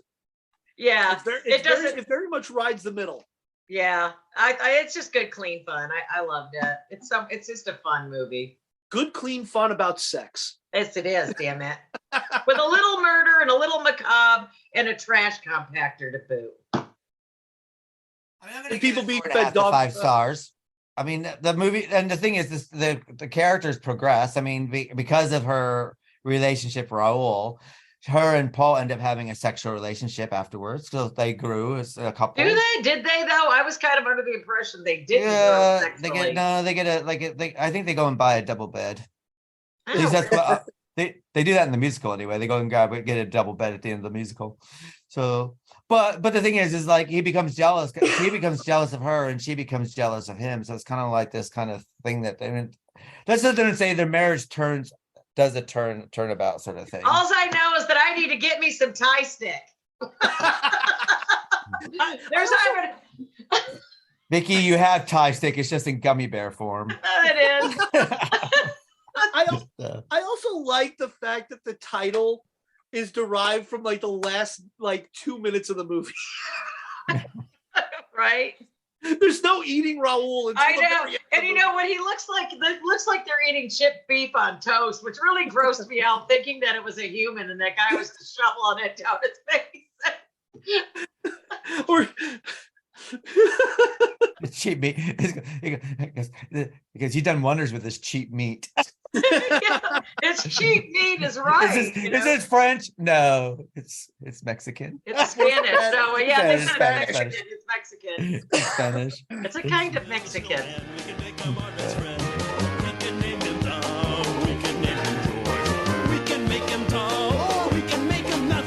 Snowman.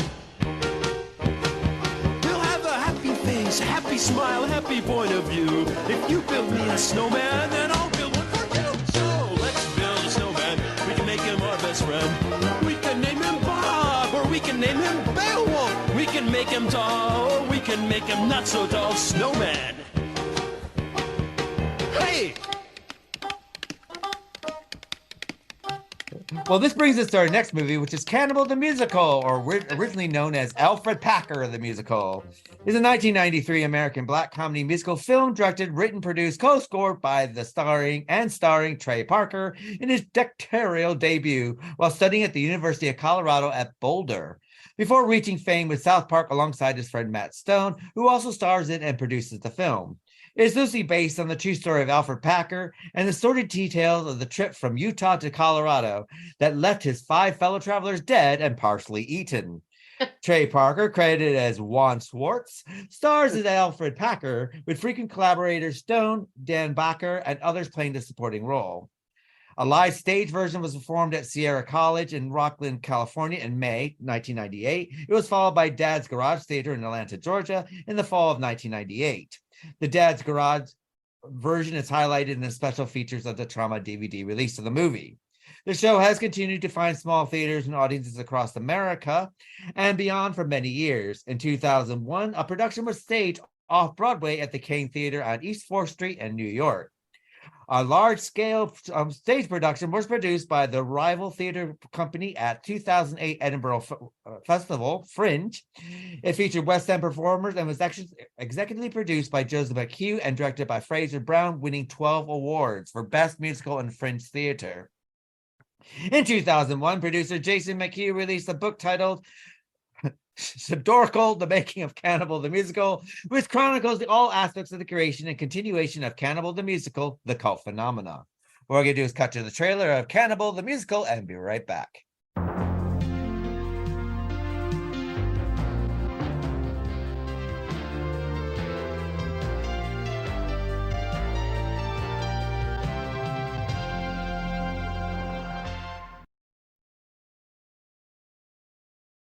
Cold winter of 1874, 6 men set out on a journey through the Colorado Rockies. They were looking for gold, but what they found was that they were completely lost.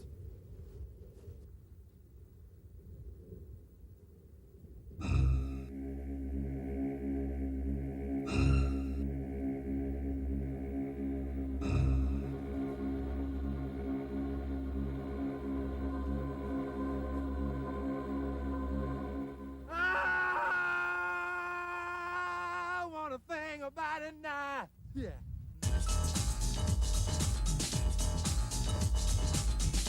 I'm Alfred Packer. This is my horse, Leanne.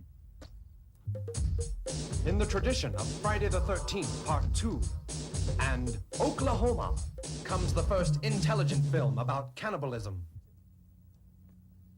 Gross, Packer. So let's build a snowman, we can make him our best friend. We can name him Shannon, Shannon Wilson Bell. We can make him tall, or we can make him not so. I'm shatterproof. There's nothing you can show me. I'm still Santa tall, so you all can blow me. I'm shatterproof. Hello, welcome back to the Literary Legends Podcast. We're discussing Cannibal the Musical. And Vix, what are your thoughts of this movie? I watched it more than twice. I literally pissed myself watching this. I think I was laughing even harder when you were watching it at the same time and we were texting each other on WhatsApp because, well, one, I was high as Spaceballs the other night ago watching this, and I just lose it when that guy's like, "You looking at my eye?" You looking at my eye? You looking at my eye? He's got all that pus squirting out of his eye and stuff.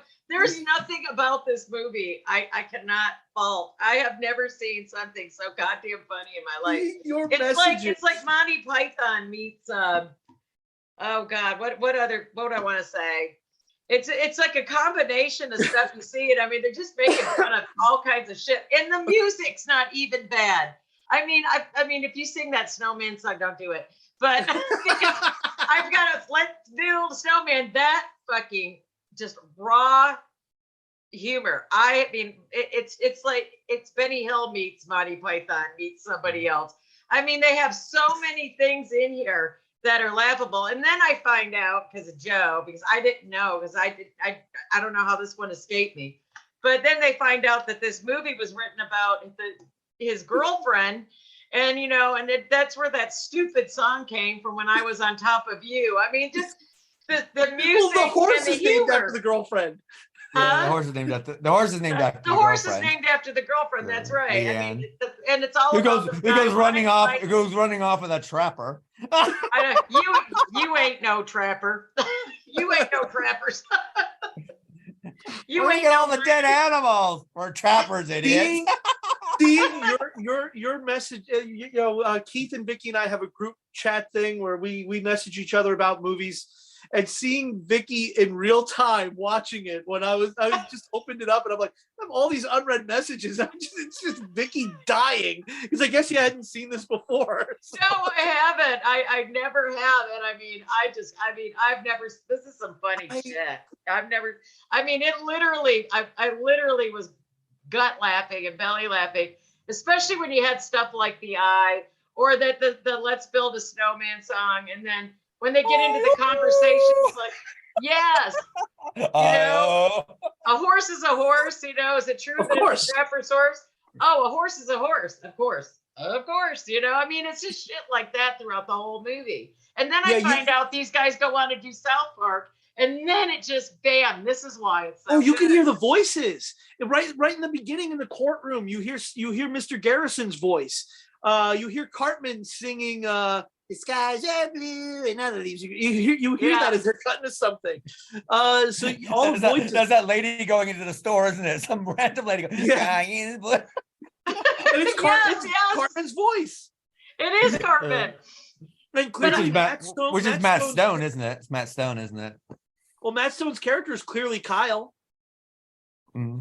So, then you got Japanese Indians. That was my undoing. The Japanese Indians, I could not take it. Which came about for two reasons. One, they liked eating at this Japanese restaurant, right? And they were hoping that he would give them free meals if they cast him. So they did, and he would feed them for free. But you know what? If you didn't tell me that, I wouldn't have known it because I actually thought he did a good job. It's all in the drunken audio commentary.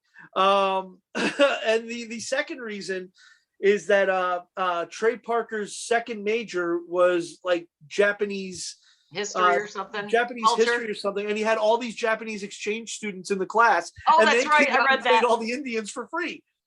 But I mean, just the language they were using, like the Indian, you got Kimi wa nani moda. Who are you? Oh. Here's the other thing. When Matt Stone's doing the translation of what the Indian is saying, he signs "Jesus Christ is dead." Yes, he did. I just like, oh my God, I bet you there's a couple people that are like raising an eyebrow on that one. But I mean, the Japanese guys, I mean, oh my God. And then you got the nice hat, you got the wrong, and liar. You're a liar. You calling me a liar? You know? Yes. Yes. You call me a liar? Yes. Oh. I mean, the trappers. I mean, the trapper guy. I mean, the little short trapper guy. Frenchie. Oh my God, man! And then he's got that horse, and he's the only one riding the horse after he steals his horse. But they were the camera crew. Yes. But the thing is, if you guys didn't tell me that and I didn't know to go look it up, I would have thought all of these people were actors, right down to the Japanese Indian. Think about it. They were doing this for their school project. Oh my God. It's just genius. It's funny as shit. I cannot tell people enough. If you are bored and you have time to put on Cannibal the musical, and it just, you gotta like South Park, this is definitely for you. I mean, yeah, I mean- because as soon as you find out, you know exactly. I go South Park. Oh my God, this all makes sense now. You know? I got Cannibal the Musical when DVDs were just coming out. It was one of the first DVDs for Trauma when it first came out. That's back in like 1990 Which something. one was it? This movie, Cannibal the Musical. I bought it because I was I don't know. I was buying a bunch of DVDs because I was replacing all my VHS to DVD at that time.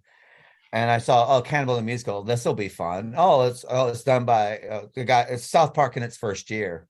And it's like, because I was in the South Park in its first year. And I'm like, I'll give this a try. And I bought it. And it's like, I watch it a lot. I got the old DVD of it. I can watch it. I can watch this 1,000 times now, and I will find something new to laugh at each And that's time. what I was going to tell you. I was like, this movie is one of those movies where if you watch it again, and again, you're gonna laugh at different points because there's so much packed in that you don't even you can't hear all the jokes in one sitting because it just doesn't stop. And then they start making fun of the Donner Party. And then I was really amazed that this was actually loosely based on an actual killer, back in the, and then and they filmed it in the same courthouse that they actually tried Alfred. What was it? Alfred Packer. Alfred Packer. Fudge Packer. That is. Oh, okay. You want some fudge, Packer? That scene. Apparently, the scene where he sings "When I Was on Top of You." Yeah. It was in somebody's backyard. They let him film there. And he just saw all these naked guys in these sleeping bags, and he came out with a shotgun. Right, thinking they were gay. Kicked them all off because he thought they were all gay. And the thing that I was telling Keith, I was texting Keith on WhatsApp. I go, I don't think I can get through this thing. They almost drowned in that river filming. But then they're all naked, sleeping by each other in the camp area by the fire. I was texting Keith. I go, I think it hurts so much I can't breathe. I can't watch anymore. I just imagine Mr. Miller as a really beautiful woman. What? I know. He's so horny. Did he ever get laid in this movie? I swear to God. Yeah, he gets killed, doesn't he? By the way, the grumpy guy is named Frank Miller, which I imagine is not an accident. Well, that's his father playing the judge, not Miller, but yeah, Randy. Randy Parker. That's his actual father. Incidentally, what's the name of Stan's father on South? Yes, it's the same. And it was funny because he goes, "We'll take you and hang you from the neck until you are dead." He does a little dance. All right, so when I incidentally, the first time I came onto this podcast in 2019, I remember that I came on here because I wanted to promote that we were showing, I was affiliated with Trauma, and we were showing Cannibal the Musical and Poultrygeist at a theater at a bar in Chicago. That's right. I so forgot. Yeah. And that was the reason I came on. Oh my God, that one was killing me. Poultrygeist is another great one. That was on directly after this. So we showed this to a pretty packed house in Chicago in October of 2019. And it's amazing because we had people coming in who were first timers, because I was like recruiting people from work. I was like, come see it. It's the first movie by the guys from South Park. And my friend Kristen was like, took the flyers, and she was handing them out to anybody that'll come into the bar. No, come out. And some people, actually, a lot of people from my job took the night off and came out, to the point where my job had to stipulate that nobody could take Sunday nights off anymore because they had to work with a skeleton crew. But we played it to a packed house. And the people who knew the movie were still singing along. People who were new to the movie were laughing at everything. It still went over. You know what? It's not bad. The filming isn't bad either. The quality of the cinematic, it's not that bad.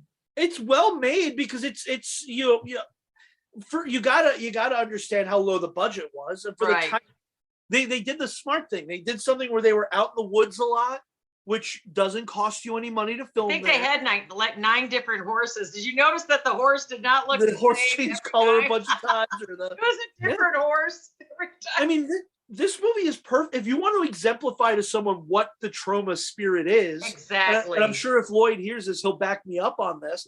This is a bunch of guys who got together, really didn't have any money. They pulled together or experience. They pulled together what resources they had, and they made a movie. And that movie now, next year is going to be the 30th anniversary.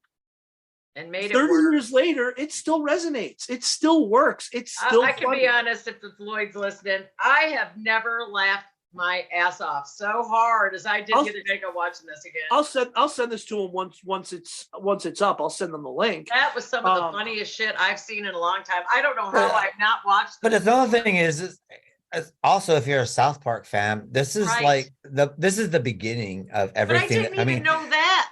And then I love South Park, and it's like, oh wow, it's like God. Just look at where they are now. But if you look at this, I mean, you can see what would become South Park. You can see what would become this. I mean, this is like the prototype of their Tony winning musical. Yeah, yes. The music's actually good, though. I mean, it's actually a good musical. Well, they were up for an Oscar for the South Park movie for Canada. Blame Canada. Blame Canada. They even had, I think, Robin Williams performing it at the Oscars that year. Yeah, they did. And I have to. I was saying is, I mean, if you look at the Parker Matt Stone films that they've done. One of the best film is, Team America. Fuck yeah! I mean, I love that people like Lloyd and stuff give people like this a chance to do this. Because we need more people like that, because there's so many people out there with all these ideas that can actually put stuff out there to make you laugh. If you look at Matt Stone and Trey Parker and James Gunn, Matt Stone and Trey Parker right now are, they're huge at Paramount. And James Gunn has basically been given the keys to the kingdom at Warner. Right. So you have, these are people that came out of trauma. And Lloyd is good at finding those people who are extremely talented, but don't have the opportunities. And they don't have the name behind them. They don't have the money behind them. And when you do something with trauma, he will get behind it. Yes, he will. He will get behind you on it. It's so cool. But Cannibal the musical wasn't made by Trauma. It was distributed by Trauma. So yeah, and that's the reason I have to say, because otherwise if it distributed, we wouldn't have it now. So but as soon as I saw that little Trauma thing that comes up with their little city, the music, it's like, oh right, it's Trauma. Yeah. The cool thing is excuse me. The thing is, Matt Stone and Trey Parker went on to work with Lloyd on a bunch of other movies, and they did Trauma's Edge TV. They were in Terror Firmer. So these people all, it becomes like a little bit of a community. And that's the cool. And no matter how small your part is, if you're there at a screening and you had something to do with a Trauma movie, Lloyd wants people to know you were involved. That is so cool. And he remembers guy. He remembers really people who were in his movies. He is one of the truly like people who's truly grateful for everything, because these movies, this was independently produced, but movies that are produced by Trauma are made with like shoestrings and like the little nuts and bolts you can find. Like that's everyting about. I don't know, but that Cyclops part that had me on the floor. That literally had me on the floor. If you notice, that's the tall trapper with the skunk hat with the crossed eyes. He's just in a different makeup. A lot of these people are playing more than one role. Trey Parker's like half the ADR voices. Right. Half the voices you just hear randomly are all Trey Parker. Then we got the cowbell solo. I mean, a lot of thought went into this. I mean, this shit, it's just genius. I was telling Keith, I go, this is just fucking genius. I go, I love it. But I think the reason why it plays as well is because they're taking the piss out of stuff that they actually love. Yes. I mean, that whole ballet thing is Oklahoma. Yes. The whole ballet. I remember seeing the trailer. I bought a copy of Blood-Sucking Freaks, and I remember because I heard it was disgusting and I needed to see it. And the trailers in the beginning, one of the trailers was for Cannibal the Musical. And I remember the tagline being in the tradition of Friday the 13th Part 2 and Oklahoma. and that's how they marketed this thing. And I was like, I need to see this.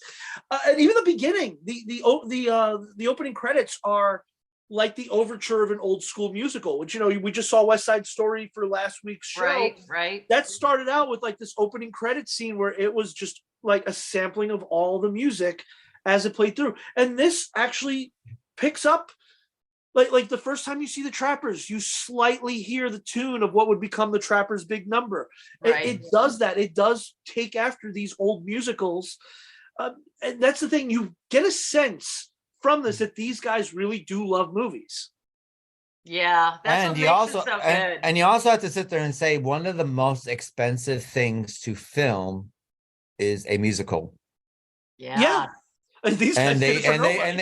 they made a musical which they have to lip sync to, record all the music ahead of time, and they didn't do it on a soundstage. They did it out in the open. They did, what did Anna and the Apocalypse say when they were making when they were filming?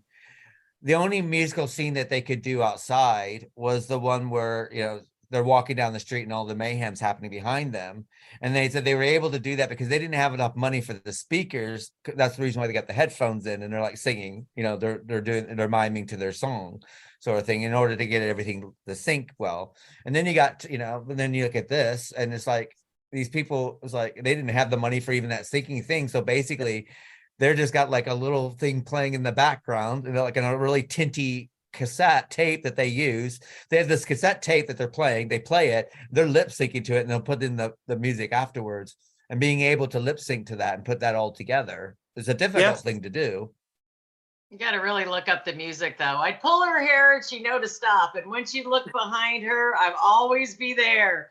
And now I don't know why, but she's gone and all I can do is carry on. But I mean, the slams, and I had no idea that's about his girlfriend. I don't know if I would have sued him, but I think she sued him over the commentary because they kind of dox her. They were sweethearts, weren't they? Well, they dogged on her bad, don't you think? Well, I mean, they kind of dox her because they mentioned she's married to a guy who's managing this place, and they, in a way, they kind of give away. They give away the city. He was he was an angry young man, Joe. He was an angry. If you ever get a chance to watch this movie, if you get the DVD or there's no Blu-ray. If you get the DVD of it, listen to the drunken audio commentary. It is. Oh my God. They start out sober and it goes downhill really quick. Yeah. At one point they're like, "How much longer is this? We got to go to a titty bar." Yeah. You guys ever go to a titty bar? One of my favorite scenes that always, it doesn't matter what kind of mood it makes me laugh, is when Polly is singing her song on the steps and the guy's walking down the steps. He's like, because whenever anyone does one of those solos in a movie, they're always like staring at their face. He's like trying to look up, like, what's she looking at? Yeah, what is she looking at? And he's like, he stops and he looks, and then he tries to get down on her level to see what she's looking at. Now the Trapper song, that would probably piss off a lot of people. I can catch a helpless animal, skin it with my bare hands. I wake up muddy and I go back to bed, buddy, because I'm a trapping man. I love the break where the second Trapper starts singing really softly. It just reminded me of that lumberjack song from Monty Python. I'm a lumberjack and I'm okay. It just kept putting me in a Monty Python mode for some reason. Maybe that's why I loved it so much, because it kind of reminded me of where they go one step further is just like, oh, he was singing in the wrong key. He was a third flat. And then they're going like, but he was singing in B flat because no, I was singing in A sharp, which is basically the same key. I can't, and it's hard to really describe the movie because it is kind of all over the place a little bit. But all I can say, it's very. I thought it very, very coherent though. It's just like it's coherent, but what I'm saying is, I don't mean it like that, but I mean, okay. There's a whole lot of lyrics, and then there's a whole lot of script going on, and if I got up, I had to go back because I couldn't leave the TV. You know what I mean? It was one of those movies. I have a lot going on. There's a lot going on. Like Joe said, you will not catch every joke on this first or second viewing. Maybe not on the third viewing. I've seen this movie like 4 or 5 times. I love it. I'm gonna watch it again. I find jokes that I've never heard before. I mean, another thing clever about this, it's a musical, but the thing is, what most musicals do today is after everything stops, the song goes on, the song happens, and then the action happens. Which they do what you're supposed to do with a musical is the musical progresses the people's story forward and keeps the story moving. And they do that.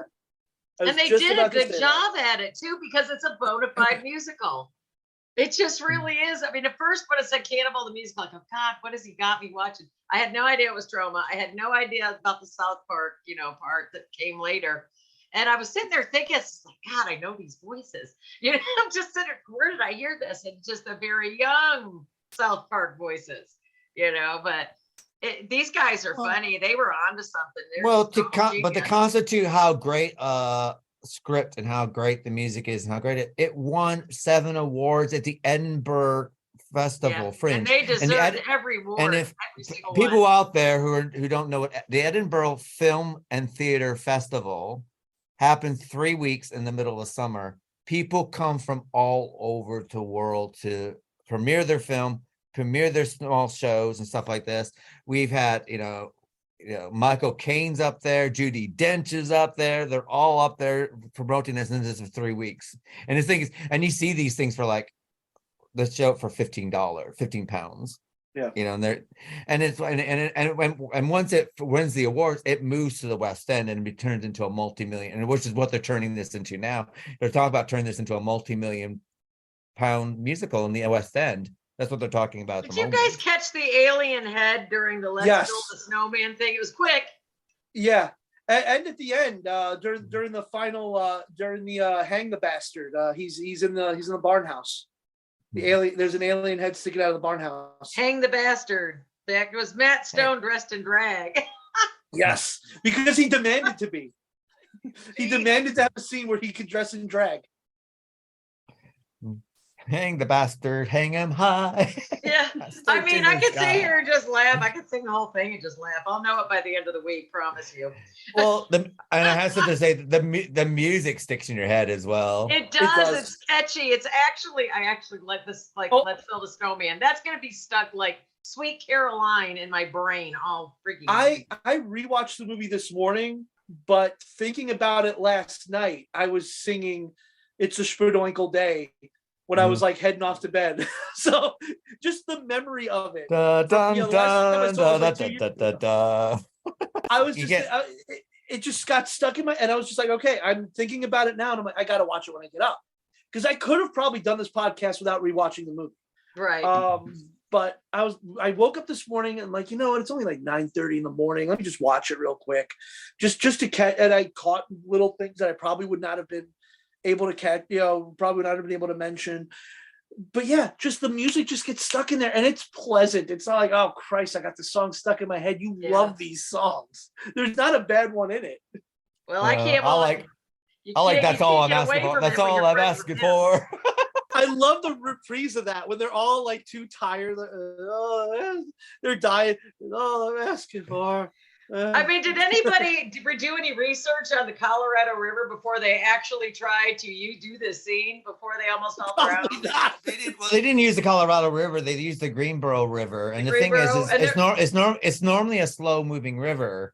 But what they didn't take into account is that they filmed this movie in the spring. And of course, now you got to remember what happens in Colorado in the spring. All that snow from those ski towns. So when they say that their balls are cold, they were seriously probably saying their balls were cold. When those scenes where you see them going down the rapids, right? That wasn't supposed to happen. No, that's them being swept away because they didn't take into account that the current was a lot more than it was, and they basically people who were on the shore had to actually try to get them out. They could have drowned very easily. They could have. I mean, because what happened was that they crossed here. They ended up something like 1,000 feet downriver. They were supposed to go across, but because they ended 1,000 feet where they're downriver because that's how far they got dragged before they got across the river. And for some reason, they thought it was. They thought it was supposed to come up to their waist. Kids. Well, seriously. I mean, they're a bunch of college kids. Yeah. They're a bunch of 19. And look, this movie, they were 19 and 20 years old when they 21. made I this think the, movie. the 21. highest age was 21. I mean, you got to give them credit. I give them lots of credit. It's fantastic. I mean, just somebody gave them a spark somewhere, you know. And I mean, when you get that spark and you do something with it, you know, it's wonderful to see this decades later and they still got it. You know, Well, they're still making people laugh. Well, I mean, look at South Park. How many years has that been out? 20 something years? 30 years? At least it has at least 20. Close to 25 at least, because it came out in the late night. It came out after this. This was made in 93, but Troma didn't release it until 96. I was in high school when South Park came out, so it would have been the late 90s, maybe 96, 97. 97. Probably not. Well, if they I think if Trauma released this in 96. In 1997, it's had 25 seasons. Yeah. Yeah. And it's still going. I nailed that. Wow. It's going. And it's still going. Yeah. Yeah. I mean, I don't know how many times I can kill Kenny anymore, but well, Kenny's dead. I don't think Kenny's in it anymore. I don't think so either. I haven't seen it in a while. I'm probably gonna have to get back on there now and watch the I watched something recent. I watched it recently, and Kenny's. I think Kenny's gone, but they got some autistic kid in a wheelchair playing Kenny's part. They have such zero whatever. They just don't. There's is it just zero. Timmy? Or is it a different kid? Timmy. It's Timmy. That's it. He's been around for a while. Timmy's been around for a long time. Timmy. But the songs are really catchy. That they just are. Matt Stone and Trey Parker are great at writing comedic music. They're fantastic at it. So Keith already said that earlier. I mean, go see Book of Mormon. Oh, I love Book of Mormon. I haven't seen it, but now I'm going to. And it's still going. It's still running. God, I would love to see it. It's ended up being one of the longest running musicals when they thought that when it opened that this was going to fit. It'd be lucky if it lasted a year. When they bring up Brigham Young, they talk about, they're going to start beating the piss out of the Mormons because it's a piss take on the Mormons big time. Oh, they always will. I love the Asadiga Biduai, I think is the name of the song in the Book of Mormon, and then he explains it to the Mormon kid. He's like, well, Biduai means God. Asadiga means fuck you. So the song means fuck you, God. Yeah, I know a lot of people that would really appreciate that too. I mean. And the funny thing about it, that could be something. I mean, and they got a way of doing something that really probably could be found offensive, but they always get away with it. I mean, think about it. If you do it look correctly, at Book of Mormon's about a bunch of Mormons going to a small African tribe and trying to convert them to Mormonism. That's the story right there. Yeah. One of my favorite. Well, everybody in the town has AIDS except for the Mormons and this one young girl. And I love the father talking about she's everything I have in this world. And if one of you lays a hand on her, I'll give you my AIDS. I know, it's like God. And even when they're not taking, like if you look at in the Book of Mormon, for instance, when they're actually giving you the history of the Mormon Church. And what they're telling you is they got honest truth. They haven't added to it. They're not taking the piss out of it, but it's funny because it's so ludicrous. But it's real. It's right down to the special underwear. Sorry, my Mormon friends. I don't get the underwear as well. Well, right down to the fact that it was started by a scam artist. Like God spoke to me. No, in Rochester, New York. Tablets. In Rochester, New York. He gave me these golden tablets. No, you can't see them. No, you can't see the golden tablets that came from Rochester, New York. God told me to bury them on the farm somewhere in Rochester. And they've never been seen ever again. Never seen, no. Nope. So I would like to see those golden tablets from the morning. They're in Rochester, and there's some farm in Rochester. You should go try to bury them. They pick them up. Can't see something that doesn't exist. Start digging holes in Rochester. We're looking for the Mormon books, but I mean, isn't all maybe all religions kind of based on that theory? It is. I'm not. If God speaks to you, if God speaks to you today, you're bipolar. Yeah, I mean, it's basically God spoke to me when I was all alone and nobody else was around, and you're just gonna have to take my word for it. That's religion in a nutshell. But I mean, yeah, I mean, no one's around when God's speaking to Moses, is he? No. No, it's just him, his staff, and the burning bush. Aaron had not come into the picture yet. No, it wasn't even. Yeah, oh, his staff. His staff meaning his staff. No, when Yeah, he said not staff, that I thought, staff, Keith. Jesus Christ. No. When he said staff, I thought you meant like the people who were working for him. No one's Moses and the people who were working for him. I was like, no, I think he was on his own. No one. Well, you were making the hand motion, so I thought you were. No, not that. Well, can you imagine today? But look at Abraham. Like, oh, God told me to kill my son. Like, okay. That's exactly the one I was just going to. If that were to happen today, God told me to kill my son. Oh my God. But I was just talking to my husband about the Old Testament today. The Old Testament is just full of violence, rape, and misogyny. And hatred. That's the Old Testament. Hate everybody. It's that guy down the street. God. And a very vengeful God. That guy down the street doesn't believe in me. Kill him, rape his fucking wife, and kill his kids. No, you got to rape and murder all of his daughters too, because they were big on raping and murdering everybody's daughters. Well, I mean, come on. Think about it. This is how cruel God is in the Old Testament. Yeah. Whatever you do, don't look behind you. What are you gonna do? What? Yeah. We do it today. Don't look now. Such and such has just come in. What? Poof, pillar of salt. You can eat. It's like you can eat everything but this. Oh, why not? You're just gonna do it. It's like, why? I know. Well, it's just human nature. Don't tell me not to do something because I will. You know. I mean, but the thing is, if he didn't say anything about it at all, no one probably would have ate that apple or fruit or whatever the hell it was. No one would. I mean, it's also specifically don't eat from the tree of knowledge. Exactly. Don't educate yourself. Just take my word for everything. Just take my word for everything. You don't want to think for yourself. Yeah. It's like, no. Religion in a nutshell. Like, incest is bad. Incest is bad. Well, what about Noah and his family repopulating after the flood? What happened there? Well, Noah was a horny old bastard. If you read the Bible through and through, he used to get drunk and try to sodomize everybody. Well, I don't even think half the flock was safe. But look at the problem. Look at the problem between the Jews and the Muslims. I mean, it's basically a Jerry Springer episode. It's like, I can't get pregnant. Oh, go sleep with the hired help. Okay, fine. Oh, look, we have a baby. Oh my God, the wife's pregnant. Get your hands off my man, bitch. That bastard is not my husband's child no longer. Cast them away. No, I've got a better one.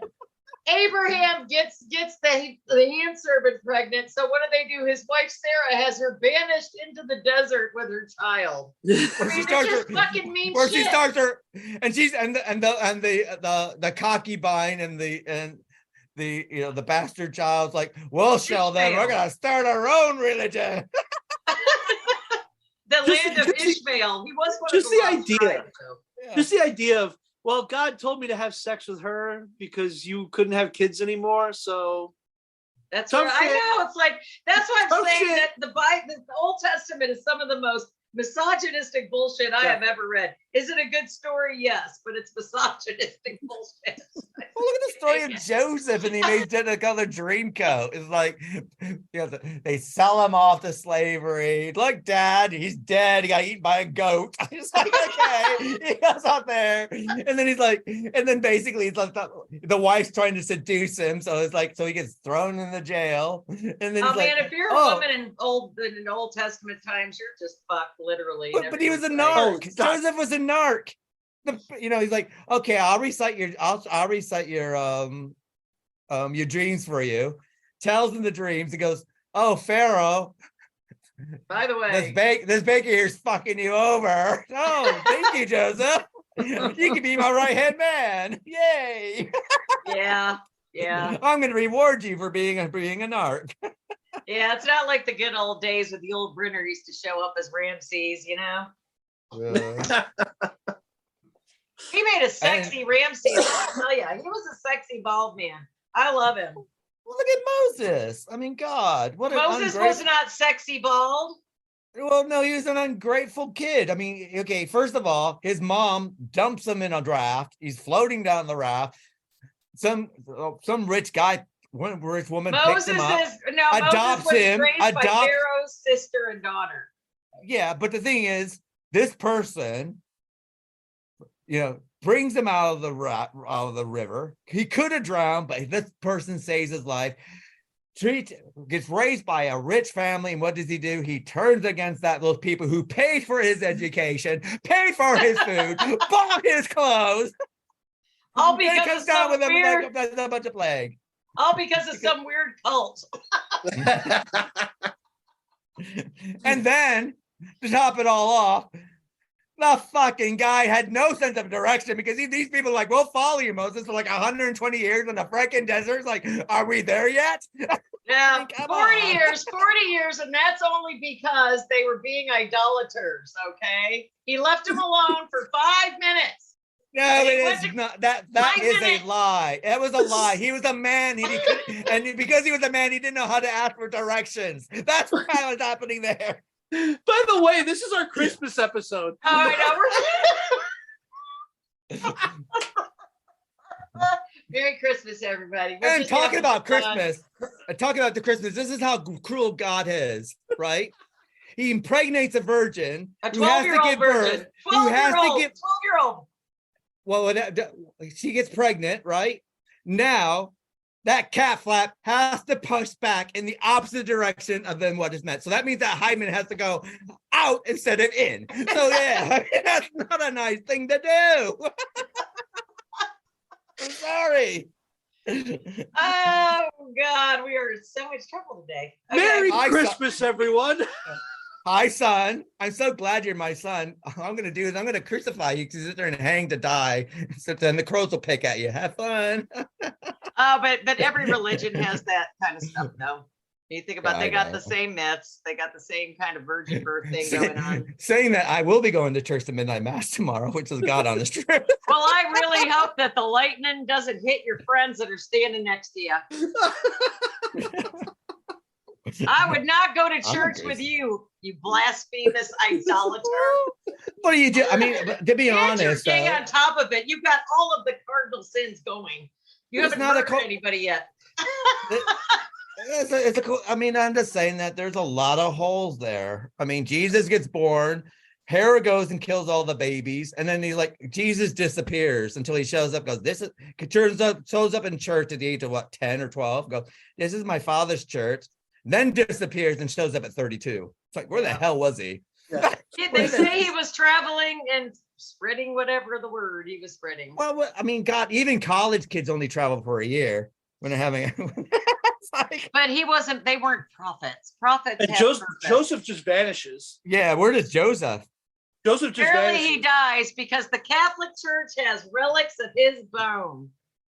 Yeah, okay. That's a bit like the fucking Warrens going, oh, look here, I got a piece, I got the nail from Jesus' cross here that's going to show me the way. She did used to say that she had actual wood in the nail from Jesus' cross. You know, I would like to see a certificate of authenticity, please. Yeah. By the way, yeah, the first Conjuring movie is great. The Warrens were fucking scam artists. Let's be honest. They were.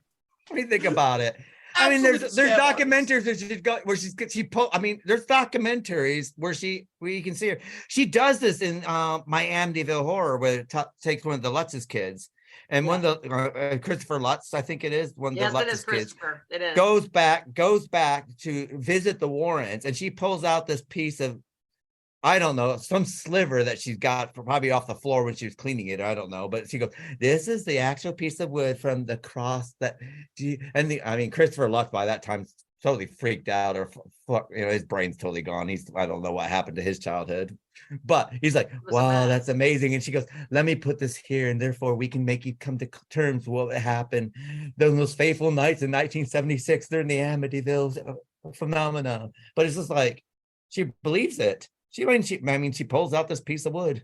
It's like they can't find big on relics because I've got a few supposedly. Yeah, but I mean, come on. I mean, I'm half Italian. What am I? Joe knows. He's been around the families. He knows how the Italians think. I'm kind of the black sheep in that manner because I've been an atheist since I was like 14. So I'm not an atheist, but I have issues, but I have questions. I have questions for the simple fact that if you see a house that hasn't been attended to that was built in 1850, and there's nothing left of the wood because the termites have eaten it out of the way, explain to me how a piece of wood of a cross has sufficed over 2,000 years. It was supposedly in glass. It was supposedly in glass, so I don't know. Glass. So the Romans were able to hang Jesus on a plate of glass. Airtight glass. Yeah, funny that. It's like, I mean, I don't know. Merry Christmas, everyone. Merry Christmas. Merry Christmas. And really, really watch this movie because it is fucking hysterical. That is my comment going out. It's a lot of fun. You really gotta watch it. It's a great time to have a Mormon Christmas as well. There you go. A Mormon Christmas, yeah. I'm gonna go try it. Yeah, I mean that's what Christmas is all about. 5 wives and 28 children. Yeah. Sister wives. No more sister wives anymore. I mean, they're all divorced him, haven't they? Oh yeah, I know. What else happened? Something else happened to that guy. He stayed with the youngest and got rid of the older ones. Of course he did. So my sister wives is no longer my sister wives because there's only one left because the other 3 left him because of his favoritism for his younger wife. Well, at least this one doesn't look like a slender boy. So I'm sorry, but I mean, Cody from My Sister Wives looks like he's got ramen noodles on his head. I mean, he really needs to sort the hair out. And peace on earth and goodwill to men. Yeah. And Cody's staying with Sob and Robin for those people who are catching up on that series because I'm watching it. That's Sob and Robin. There's more to life than women. I just can't seem to figure out what else there is. I don't need it every night. Every morning it'd be just fine. A little sex, that's all I'm asking for. That's all I'm asking for. That's all he's asking for. Something I can test. A gal would suit me best. I got a thing to use. I know what to use it for. A girl I can love and kiss and hold and that's all I'm asking for. Now I don't want to be rich for the sake of women. I want to be rich for the sake of our Lord. Enough to build a church where everyone can come. Enough for the Lord, that's all I'm asking for. That's all I'm asking for. That's all he's asking for. It ain't a lot to ask. So on that note, Nikki, how many stars do you give Cannibal the Musical? I'm gonna give it 5 eyes. No, it's great. It's a lot of fun. If you don't laugh at this, then you have zero humor. And if you're easily offended, don't watch it. That's my advice. Well, if you're easily offended, I don't think you'll be listening to us in the last 10 minutes. Well, I mean, we probably lost like half of our audience today because of you. I don't know. I mean, we're quite big in Russia and they don't have religion there, so we'll be okay. You're a little orthodoxy there. You might be pissing somebody off, I'm sure. And what about yourself, Joe? How many stars do you give this? I give it 5 pussing Cyclops eyes like Vicky did. I love this movie. It holds up to repeat viewings. It's held up after 30 years. Like I said, we played it in a bar in Chicago 3 years ago, and it went swimmingly well. Everyone liked it to the point where the next time that I worked the Trauma booth in February of the following year, a bunch of my friends at work were giving me money, asking me to get them a copy of Cannibal the Musical. So that it's a movie that really does work for repeat viewings. You're going to catch jokes you've never seen before or you've never heard before. The songs are going to earworm themselves into your head, and you're going to love them.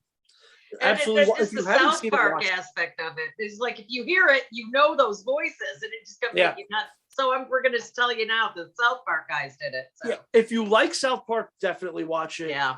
But watch it even if you don't, I mean, who doesn't know what South Park is? But even if you don't know what South Park is, just watch it because it's hilarious. It's a fantastically hilarious musical. Like Keith said, And they it don't does pull any punches. It does it right. It does the musical the correct way. It does. It really does. With no money. With virtually zero, no money. hardly. And and you had Lloyd Kaufman, behind them and the Troma people, but that's what just all that makes that more golden. Well, Lloyd was the one who suggested they change the title because Alfred Packer the musical. He went, well, nobody outside of Colorado knows who Alfred Packer is, right? So that's change true. The That's Cannibal true. the musical. So yeah, and I mean even the poster art. I have the DVD here because I just watched it this morning. They actually got him looking like Alfred Packer. When you look at Alfred Packer's picture, and you see that, I can't. Even the poster art, if you look up the poster art, it screams old school musical. Yes, it does. That's what I was thinking. Blazing Saddles. It's got a Blazing Saddles kind of feel to it. It really does. Monty Python meets Blazing Saddles. That's what I say. Matt Stone and Trey Parker are two guys who grew up really loving movies. And there's even a Friday the Crazy Ralph character. You're all doomed, and that's again. I think that's Trey Parker again doing the voice. It loves movies, and it shows you how much it loves movies by, like Keith said, taking the piss out of movies they love. And it's fun, and because they're not really trying to do anybody disservice. It's just good humor. It's just fun. They're not, they're doing it out of a sense of fun, not to be hateful, really, except for maybe the girlfriend. I'm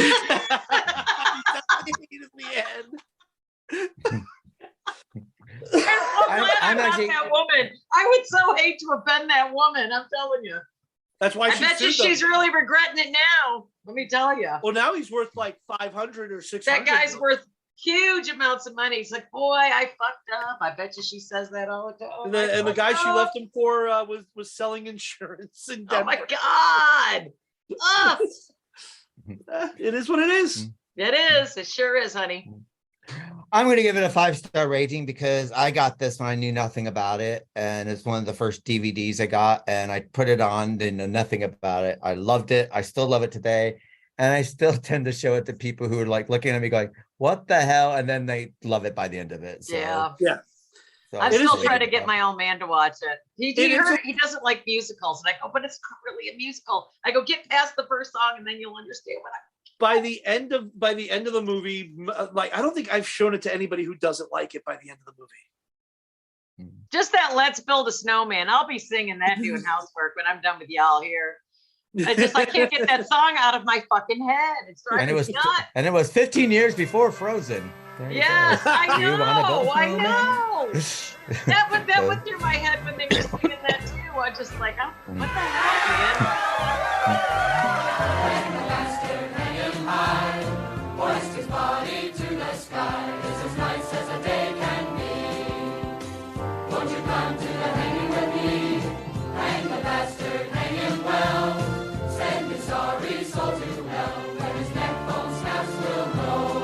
Where the cannibal won't be killing anymore. His face will turn red, then purple, then blue. We'll watch from up here to get a good view. And when his eyes bug out, we'll know it's the end of him and the end of the show.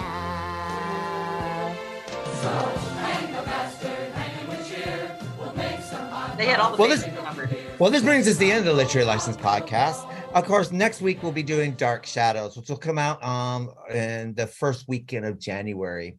Our book to screen, America Goes Dark, will be continuing with We Need to Talk About Kevin by Lionel Shriver, which is also based the film on 2011, which stars Tilda Swinton and Ezra Miller. Doctor Who will be continued with Marco Polo, which are dealing with episodes from 22nd of February to the 4th of April, 1964.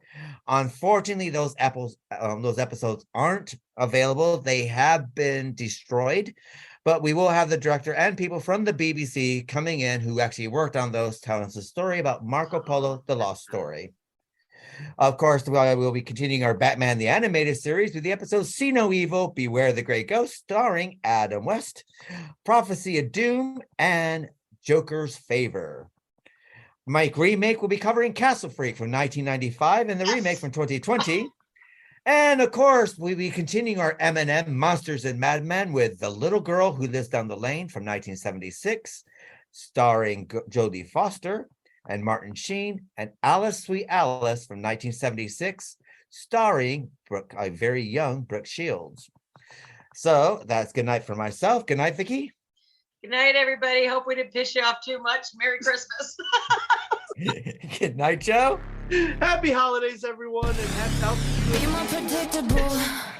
Be less political. Not too original. Keep the tradition, but stay in the visual.